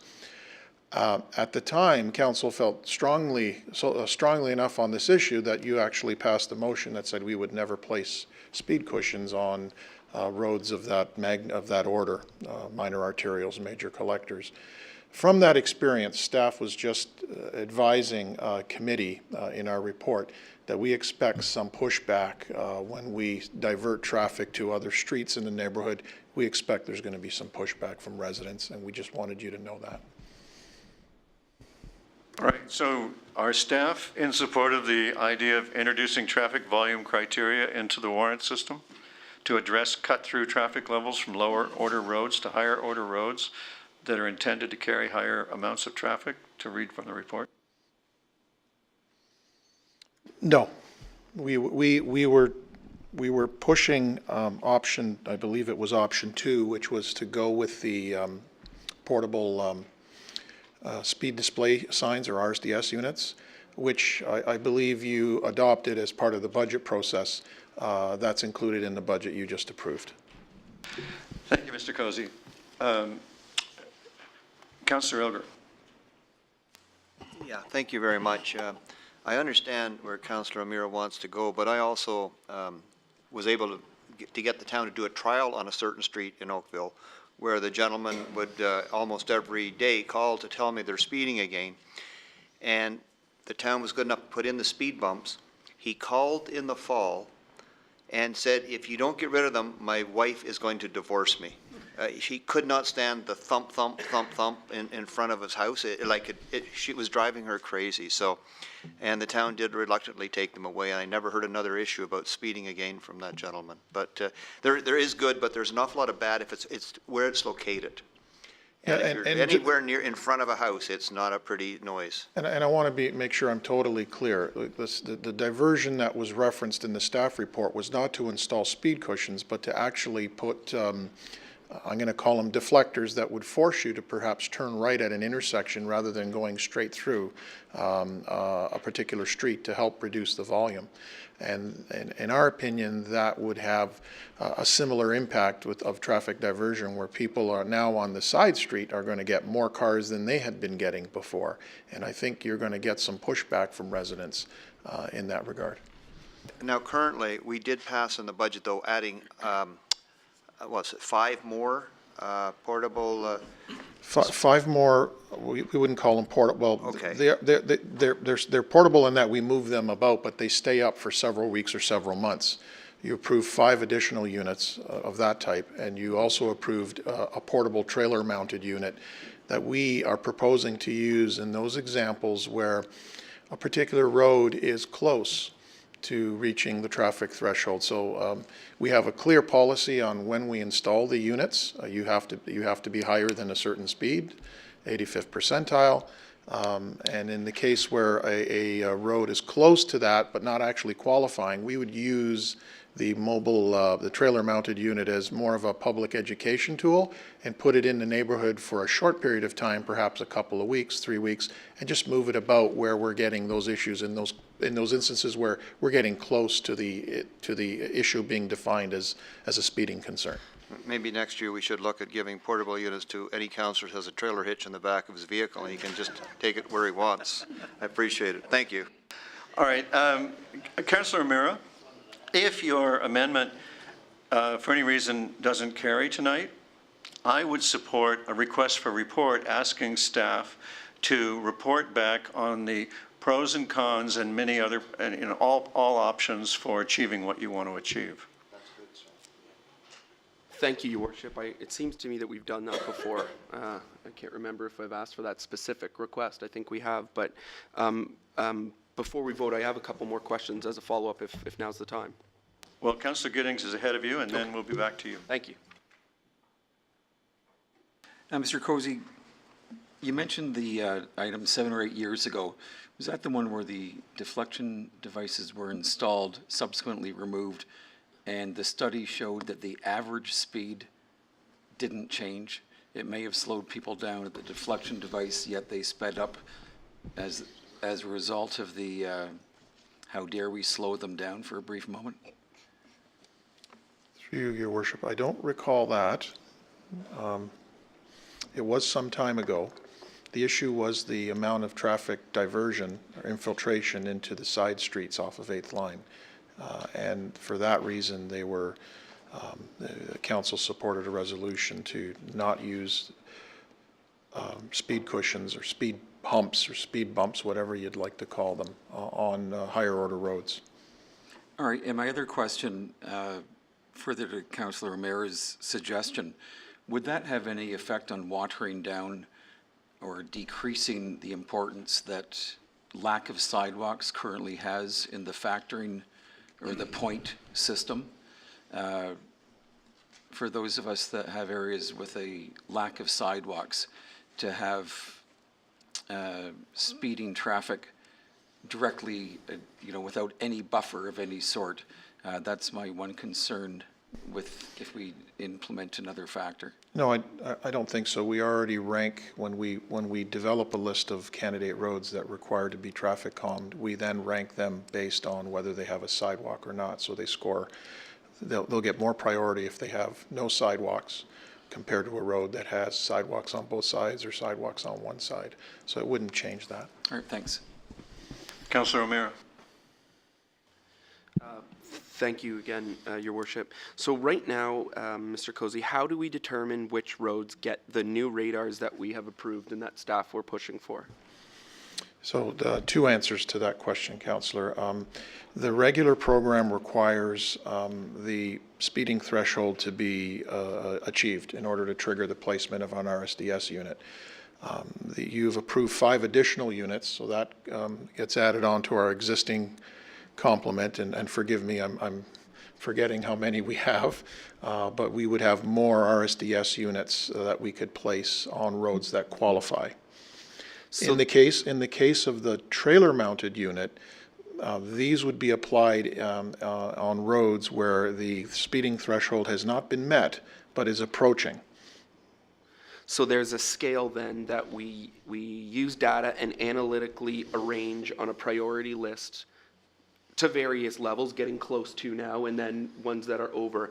So if by chance there's a road that gets 100 vehicles and the 85th percentile, let's just say there's 15 cars that are speeding above that threshold, let's say 20 vehicles can trigger that car or that RDS unit to be used on a road where perhaps there's a road that has 5,000 vehicles, and meaning 1,000 vehicles are going, or 800 vehicles are going faster, but that one wouldn't qualify the way that we are. So the volumes don't matter right now, and it's just the speeds that are being measured regardless of quantity of vehicles crossing over them. Is that correct? Correct. So again, my point is, it's no good to have these photo radar signs on roads that are not going to qualify, and roads that have thousands of vehicles more that are speeding are not going to qualify for these radar signs. So it does not address the problem that I'm trying to get here, is how do we get to the matrix to trigger the warrant to get the signs to do something? And without this option, we're not going to be able to do that. And that's my point. I would like to bring that out there to my council colleagues. It doesn't have to be, and I've heard the boogeyman 8th line speed bump story, and Councillor Elgar, I've heard the story again. They seem to have speed bumps everywhere in Burlington, and the streets are not alight every night. There's ways to go with hash marks, bike lanes. There's a number of traffic calming tools we can use. But without this option, we will never be able to look at those streets which are being used too much for any of those issues, because they don't meet the warrants to trigger the need to look at them. And this is an important component to add into how we get those warrants. And I would leave it with that. And if it doesn't pass, I look forward to working with the mayor to see how we can get back to this, because this isn't going away for all of us. I would say that right now. So thank you, Your Worship. And I guess I'm not sure if I need a seconder or not, but. You do. Councillor, wait, there's a first timer, Councillor, there's a first timer behind you. That's fine. And it's sort of our rule that we let them go first. Councillor Adams. Well, I might be willing to be a seconder, but I'd like to know specifically what the amendment is. I have written it out. Would you like to share it with us all? I will, but I sense that we may not be at that point yet. Councillor Elgar, I think you're next. I think Councillor has to cover it. I'd like to know what we're voting on, because if we're just voting to receive something, it means nothing. So I want to know what the motion actually is. All right. And I'd be willing to second to get moving on this and not disagree with what Councillor O'Meara is trying to do. But. Would you like to hear the motion before you ask a question? I'm willing to read it before you or after. It's your choice. All right. There's two ways to go here, Council. Part one will be to receive. I think maybe we'll call it in two votes. We'll separate it into its two pieces. The second part would be, I'm picking up the language from the report for Councilor O'Meara. So if you look at page 42, you'll see most of the words, and I will read the necessary changes. I'll read the whole thing, but you'll see from there where they're coming from, I guess is what I'm trying to say.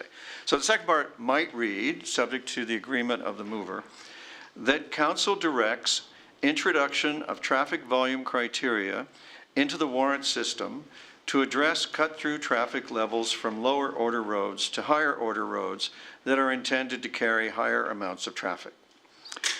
If that were to fail, I would support alternative wording that could read that Council requests staff report on the implications of introduction of traffic volume criteria, et cetera, as before. The difference would be we would either plunge into it without advice from staff on the pros and cons and implications, or we would wait a month or whatever it would take to get this report back. We, to my knowledge, in 11 years have never looked at it.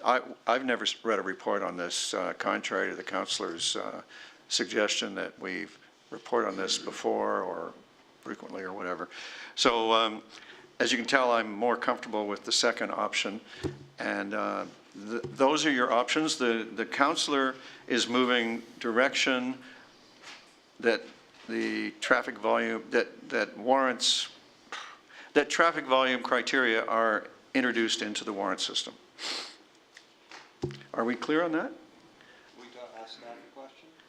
You can do anything you want, right? Councillor Chisholm is the next one who hasn't spoken. Or wait, Councillor Hutchins hasn't yet. So Councillor Hutchins, your question is in order now, and then Councillor Chisholm, and then we'll go through the second timers. This question is to you, Mr. Cozy. If this volume is added to the warrants, what happens to the other roads around?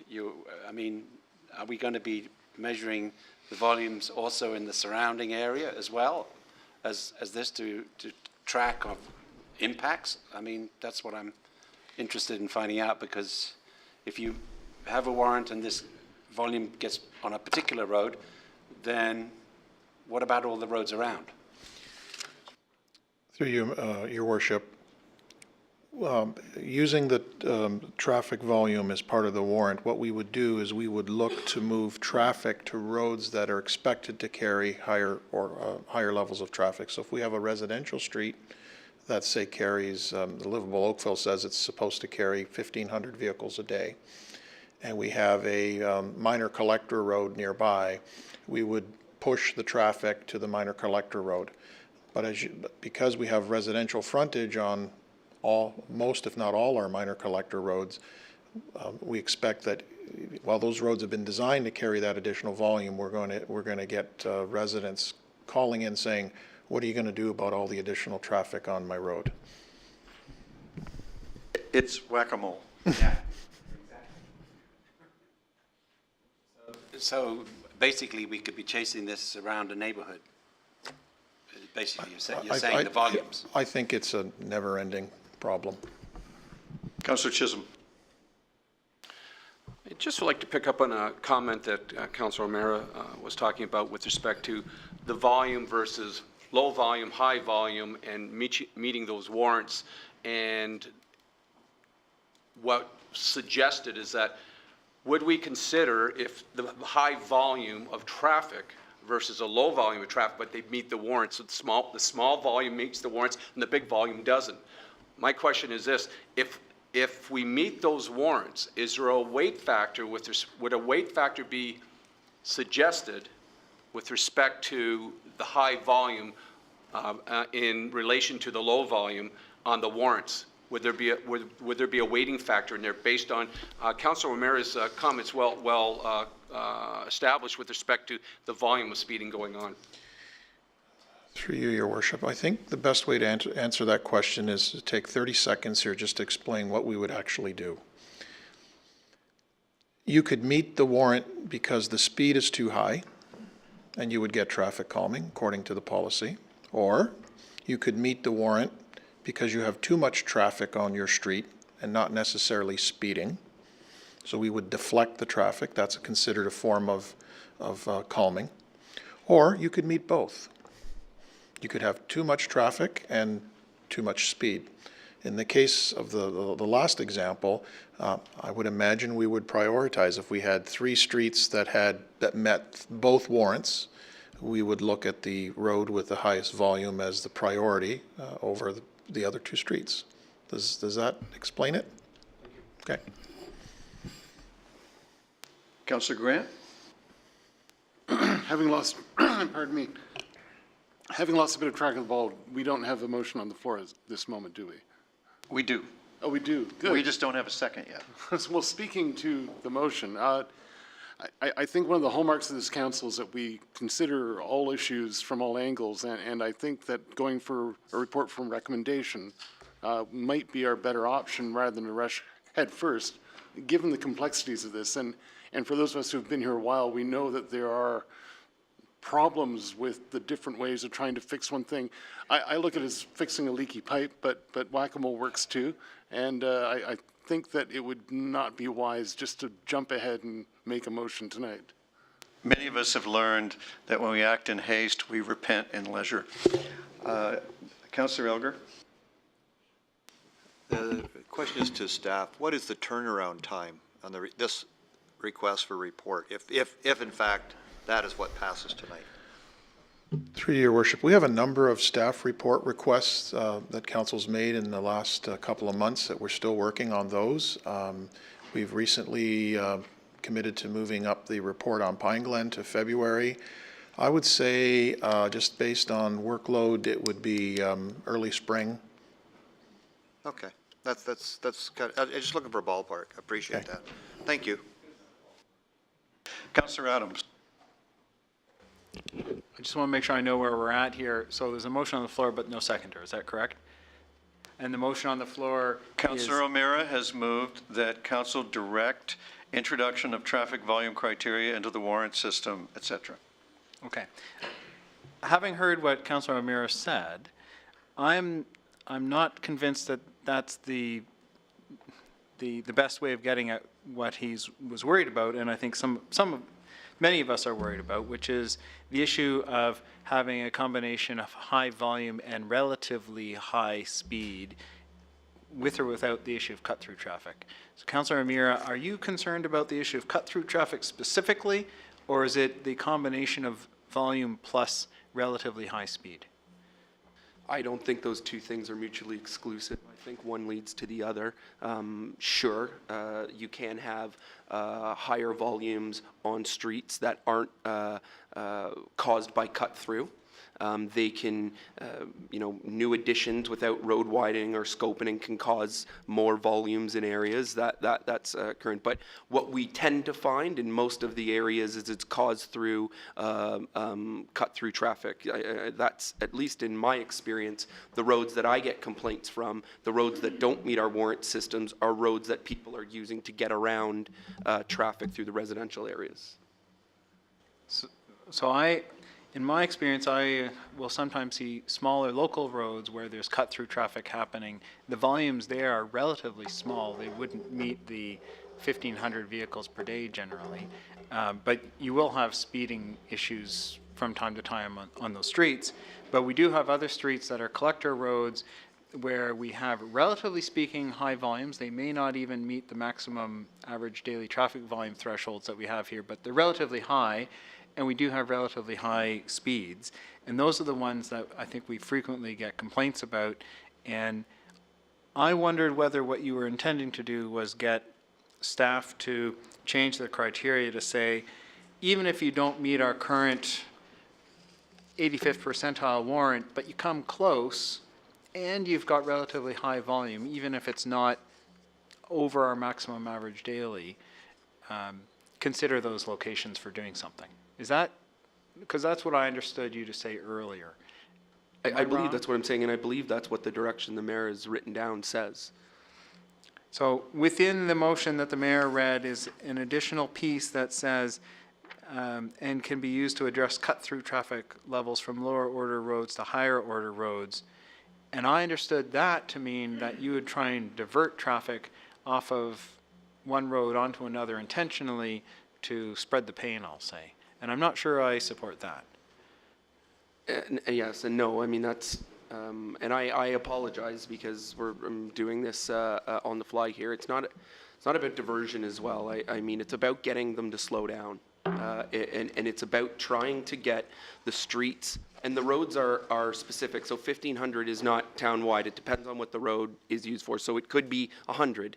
But it's about those roads that have more capacity on them than they were engineered for, and factoring that into the warrant to get traffic calming. And it doesn't have to be diversion. I can understand why people on roads and other roads would be fearful of that, and it's not, the point is to divert, the point is to slow and to calm. We can't build new roads through established communities, so you're not going to be able to keep cars off of roads. What we want is to factor in the warrants to allow a mechanism to take that into consideration.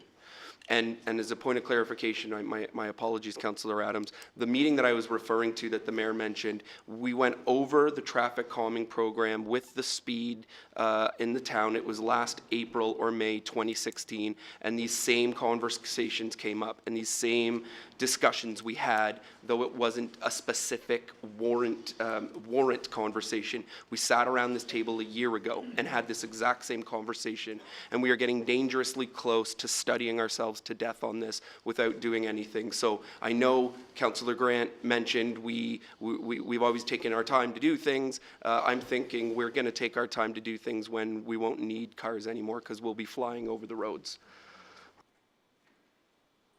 Your Worship, would you tell, so you had an alternative that you wished us to consider. Can you read that? Wait. And I'm sorry, we don't have it it's not, it would be nice if it was on the overhead so we could all read it. I'm about to solve all those problems. Oh, good. First, there's a motion begging a second to direct staff to introduce traffic volume criteria into the warrant system. Is there a seconder for that? If you don't want to do that, if you prefer a study, you don't want to second it. So are you seconding it? Yes, I'll second it, and I assume that what'll happen, if that passed, that staff would come back with the specifics. No. There's a motion on the floor to not study anything and just do it. Okay, but. So your easiest path forward is if you want to act first or study first. If you want to act first, you should second it and pass it. If you want to study it first, you should not second it. And if someone does, you should defeat it. And then a motion would be in order to study it. All right, my concern is that we don't actually have a specific thing in front of us. And so there has to be a report back, even if we want to direct staff to come up with something. Is that what your option is, to report back? The motion is not to get a report back. The motion is to do it. Can you read yours, please, or else put it on the screen so I can read the thing? So, mine's not in order yet. I know it's not, but it's part of the debate. I'll call one more time for a seconder for the councillor's motion. I'll give a second because you're not giving me your alternative. If you second it, you won't see my alternative. You will be voting on the motion. I won't second it. Listen, you floated having a second option, and I don't see what the issue is with not putting it up for consideration. Is your option to ask staff to report back on options to provide traffic volume criteria to be included? It's an alternative, not an option. Okay, let's hear it. Well, excuse me, I'd like to chair the meeting. It's my job. The procedure couldn't be clearer. If you don't like the motion, don't support it, and there will be another one. If you do like the motion, support it, and there won't be another one. I'll ask for a final time if there's a second. There not being a second, I'm sorry, Councillor, your motion fails. Okay, Your Worship, but I would like to point out that, by you bringing forward another alternative, while I had my motion on the floor, is out of order in itself. Because everybody here knows that there's another motion or an alternative and a recommendation, which was read out at the same time as I brought forward my motion. So I'm not quite sure how we have two discussions on two motions at the same time. We only had a discussion on your motion and council's reluctance to, because of previous history, to act first and rather than study. I will offer this to Councillor Elgar, and if you want to move it, you can put it on the overhead. I would move this. And I'd be pleased to move this motion. I think it'll do everything that Councillor O'Meara wants. I'm sure it will. Maybe if we could all stand on our heads. Okay, and the motion reads that council directs staff to report on options and implications of the options to address traffic levels and or speeds on lower order roads that are not intended to carry such volumes and or speeds of traffic. And with the reason I passed this, I think this will give, I think, Councillor O'Meara what he is really looking for. And I have heard that it'll be back in the spring of 2018, which I think is good time to get it back to us so we can take some action. And I'm looking for a seconder. I'll do that for you. There's a forest of seconders. Councillor Chisholm. Councillor Hutchins, you have the floor. Thank you. I will certainly second this.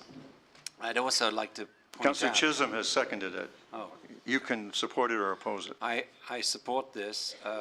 I'd also like to point out that speeding obviously is a GTA problem, but cutting through is not. Cutting through, you can pick between the arterial or the smaller arterial roads, and you can see specific areas where people are cutting through because of the geography, how the roads are laid out, what they're trying to get to, the go state, whatever. Okay, so you can actually probably identify specific areas where there are cut-throughs. So I'm hoping that that helps my colleague here to look at. Thank you, Councillor Hutchins. Shall I put the vote? Councillor Adams. I'd like to offer an amendment, which I think is minor, and that is to replace the words on lower order roads with on local and minor collector roads, which I think is what you mean by lower order roads. And I just want to be consistent with our town classification system. If you stare carefully, that's what it actually says. Great. Shall I call the vote? All those in favor? Opposed, if any, and that is carried unanimously. Councillor O'Meara, I hope by this to show that we've listened carefully to the concern that you have and we've tried to respond. We broadened it in the language so that it's not restricted just to cut through, but in fact to any area where you have speed and volume. And when I was listening to you, I thought that was really the nub of what you were after. All right. There you see, working together does work. It just sometimes takes some time. Now,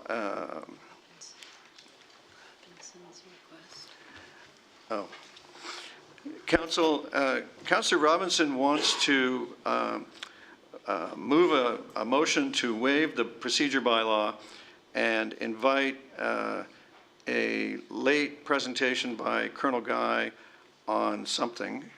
Is it on Canada Day, or? No, it's not. It's on waterfront. We don't have a waterfront item in front of us, do we? No, it's a budget item. We've passed the budget, sir. Well, Your Worship, when I was sitting here this evening, Colonel Guy came over and handed me his presentation. I thought that he was just giving me a copy of it. I assumed that the clerk's department knew that he was going to be a delegate. But it turns out, I haven't talked to him about this yet, but I think he expected that when I had this, I was going to get him on the agenda somehow. And that's what I'm trying to do now. Would you like to, if it should happen that council doesn't want to reopen the budget or waive the procedure bylaw, would you be satisfied to share the document with the rest of us? Well, I can't do that. I would ask Colonel Guy if he would, but I would like to move that we waive the procedural bylaw. It's a very short, Guy's got a reputation for being long sometimes, but this is not long. Right, Guy? Councillor O'Meara, are you seconding your colleague's motion? Sure, I'll second the motion. Council, do you wish to waive the procedure bylaw to permit a delegation on the budget now that you've passed the budget? All those in favor? What are we doing? We're voting on your motion. Okay. Your motion fails. Okay. Council, would it be okay if we move to the discussion item number 1 now? In that case, I'd like to invite Rob Lister, the President and CEO of Oakville Enterprises Corporation, to the podium to provide us with our quarterly update and a bit of good news, practically a Christmas present. Mr. Lister. Thank you, Mr. Mayor. I just need a little bit of audiovisual help here. Oh, okay, it's looking better now. Are you okay now? That Full one? screen and everything? Oh, we'll find out. So we'll just hit. There. You got it. We got her. Perfect. Okay, thanks very much. Good evening, Mr. Mayor, members of council. Thank you very much for the opportunity to make a presentation on Oakville Enterprises and Oakville Hydro this evening. I'd like to introduce one of my board members that's here this evening, Mr. John Mitchell, our chair of our Finance and Audit Committee. And I also have members of my management team here with me. Mary Caputi, Vice President of Innovation and Growth. Mike Brown, Chief Operating Officer of Oakville Hydro. Scott Moody, Chief Operating Officer of Energy and Infrastructure. Simon Abbott, Vice President of Human Resources. Sean McCoggan, our Chief Financial Officer. Pat Sprulen, our Corporate Secretary. Tessa Schellenberg, our Manager of Communications. And Jim Kempstra, our Conservation Demand Management Manager. This evening, I'm going to touch on 3 awards we received, highlight some of the community activities we've participated in, some current customer programs, system reliability review, the province's long-term energy plan, our innovation initiative, and great news on an energy conservation achievement by the town. This fall, Oakville Enterprises received the 2017 Ontario Energy Association Company of the Year Award. Here's a photo of some of our staff at the awards presentation with Minister of Energy, Glenn Thibeault. This award recognized our diversity, health and safety initiatives, and customer service excellence. I'm very pleased that we received this recognition. It also speaks to our presence and role in the Ontario energy sector. Our second recent recognition, which is national, is the silver winner of Canada's Safest Employer Award for Oakville Hydro in the utilities category. This award, which is validated by employees through surveys by the Canada's Safest Employer Organization, recognizes the promotion of health and safety, leading programs, and a strong safety culture. Companies are recognized across Canada for outstanding accomplishments in promoting health and safety to their workers through the elements of employee training, incident investigations, innovative initiatives, and other elements. The third recognition from the Infrastructure Health and Safety Association came to Oakville Hydro through the President's Award, which celebrates 1 million hours of no lost time. To date, Oakville Hydro is at 1.25 million hours of no lost time incidents. As Council is aware, Oakville Hydro is very engaged in the community. Here are some examples over 2017, the Heart and Stroke Big Bike Event, the Terry Fox Run, Bowl for Kids' Sake, and most recently, the Santa Claus Parade. In October, we launched our e-billing incentive program to our Oakville Hydro customers. For each new e-bill customer, we donate $10 to the Oakville Hospital Foundation. So far, we have 850 new registrants. It's our most successful e-billing program that we've had, and we now have almost 20% of our customers on e-billing.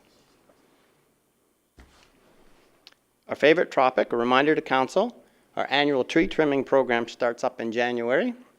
Zone 3, Southeast Oakville, will be our program this year. And our customer open house for the tree trimming will be here at Town Hall on January 16th. Councilors are welcome. With respect to the distribution system reliability, our performance this year has been slightly better than 2016. The average power outage duration per customer has dropped 5 minutes to 25 minutes over the year. Although we don't have the results for our peer LDCs for 2017, our results are typically half of the average.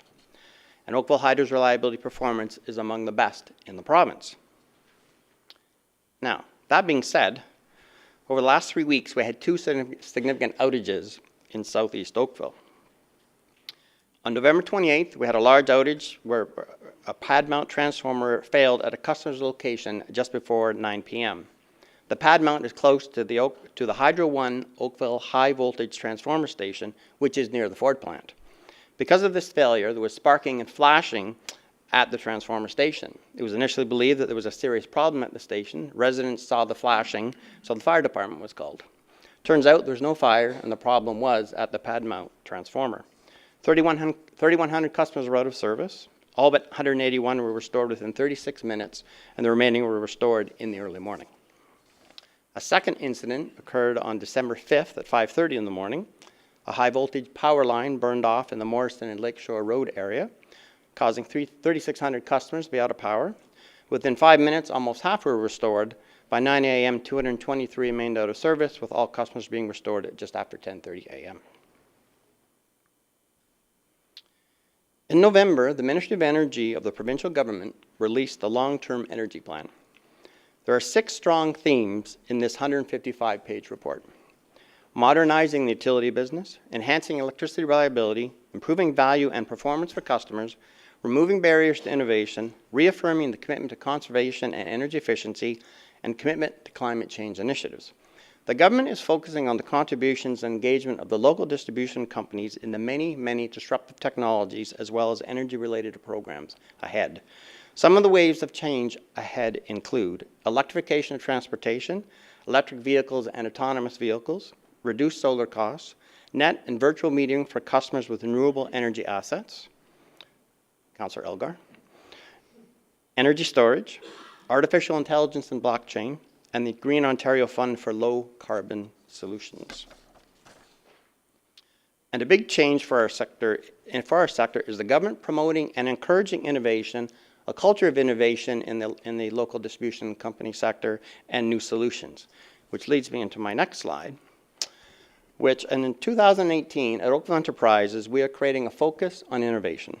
Bolstered by the support in the long-term energy plan and our understanding of the significance the technology and innovation will have on our businesses, we have launched a corporate-wide program to advance our understanding and preparedness.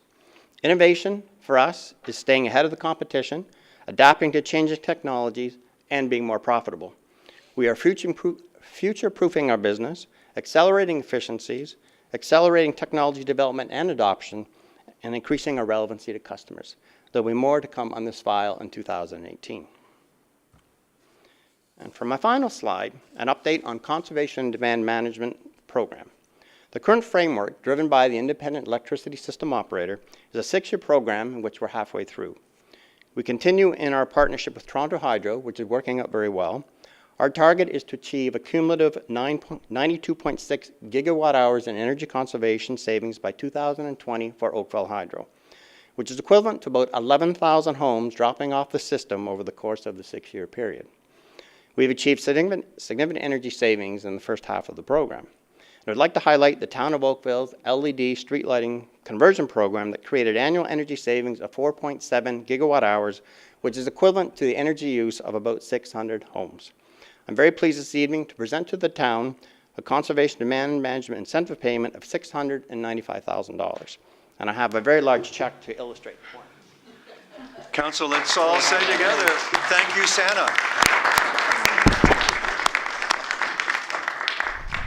And that concludes my presentation. Well, with a presentation like that, you'll be welcome back many times. Are there questions? Councillor Adams? I just wanted to thank you for the reliability numbers that you just presented. It's amazing how you can be up and running at such a high percentage of the time. Very impressive. Thank you, Councillor. Through you, Mr. Mayor, it has a lot to do with the automation of our distribution system, which I've talked to you about before, and we can do a fair amount of remote switching from our control room, so it allows us to be able to do that, where many other LDCs aren't able to. So thank you. Councillor Elder? Yeah, I'd just like to say thank you to Oakville for Hydro for what you're doing. And also, we have a confidential item before us tonight also. I'd like to compliment staff on what they've done there. I talked to Scott Moody. I had a few questions, and it really makes me feel good that we have a hydro utility looking after us so well and doing such a good job. Thank you. Councillor Lischina? Thank you, Mr. Lister, for this wonderful presentation, and congratulations to you and the staff on the 3 awards. That's wonderful to hear. My question, if you can comment on the province's move about consolidations of local distribution companies. What's happened in that field? The most recent development is the City of Guelph has agreed to merge with Electra, which is the new LDC that encompasses Horizon, Power Stream, EnerSource, which is Mississauga, and Hydro One Brampton. So they will be moving forward with further approvals in 2018, and so we will see Guelph Hydro joining the Electra family of utilities. The province has gone pretty quiet on that file, likely partly due to the election, the upcoming election. So there may not be any more activity for a while. All right. On behalf of, Councillor Lapworth, were you the one that's going to say thank you for the money? No. Well, where you go. We're always grateful to receive the money. Thank you. I'll be calling your office in the morning to volunteer for the e-billing for my 2 accounts. And I was wondering if you could just reiterate for the people watching at home exactly what the benefits to the town is for doing that. For the e-billing? Yeah, for the e-billing. Through you, Mr. Mayor. Well, the benefit to the town and the community is that for every new e-billing registrant, we will donate $10 to the Oakville Hospital Foundation. And we do that as an incentive in order to encourage customers to sign up. The benefit of e-billing, of course, is the convenience for the customers, and it's also a significant cost-saving opportunity for Oakville Hydro. I can tell you my wife likes it for the convenience. So unless you like sitting there writing out anyway, it's a choice everybody gets to make, but e-billing makes a lot of sense. Council, I need a mover and seconder for the recommendation in the agenda. Councillor Hutchins and Councillor Giddings. Shall I? Yes, it does. The resolution contained in the confidential correspondence to the Commissioner of Corporate Services be approved. All those in favor? And that's carried. Thank you, everybody. Now, we have no confidential discussion items. We have no advisory committee minutes. Your information items have been circulated electronically, as have your status of outstanding issues report. And we have some new business. And Councillor O'Meara, I guarantee this is going to pass. Councillor O'Meara has a notice of motion with respect to parking on Sovereign Street, and technically it doesn't have to pass. He's just registering notice. So that's going through. And now we have 2 requests for reports, once again starring Councillor O'Meara, seconded by Councillor Chisholm. And this is a request for report on municipal accommodation tax in Oakville. Shall we approve this request for report? All those in favor? Gentlemen, your request is approved. The next one is moved by Councillor Duddick, seconded by Councillor Chisholm, and this is a request for report on lighting on Lakeshore Road. Shall we approve it? All those in favor? Opposed, if any? It is approved. We also have here a bonus, a request for report from Councillor Giddings and Councillor Elgar that staff report back to the CSC on options available to the homeowner of 1368 Acton Crescent, which has a municipal tree in the middle of their driveway, to mitigate driveway ingress-egress issues at their recently purchased residence. That brings back a memory. I used to have one of those. You had to drive around it. All those in favor? And that request for report is also approved. Let's see, what else? What else? Council, this has been an amazing meeting because we had a breakthrough on the Glen Abbey file at the start of the meeting, and we've passed maybe the best budget yet. I would like to ask you at this time for a mover and seconder for the bylaws as listed in the agenda. Councillor Knoll and Councillor Lischina. All those in favor? The bylaws are hereby adopted. That completes our agenda, and it's been terrific working with you. I wish you the merriest of Christmases, the best of holidays. I still wish you a very good holiday. It is true, we're back Wednesday evening at 7:30. Thank you for giving me the opportunity to renew that notice to the public. And if I forget Wednesday to say Happy New Year, I'm saying it now too. So thank you. We're adjourned until Wednesday.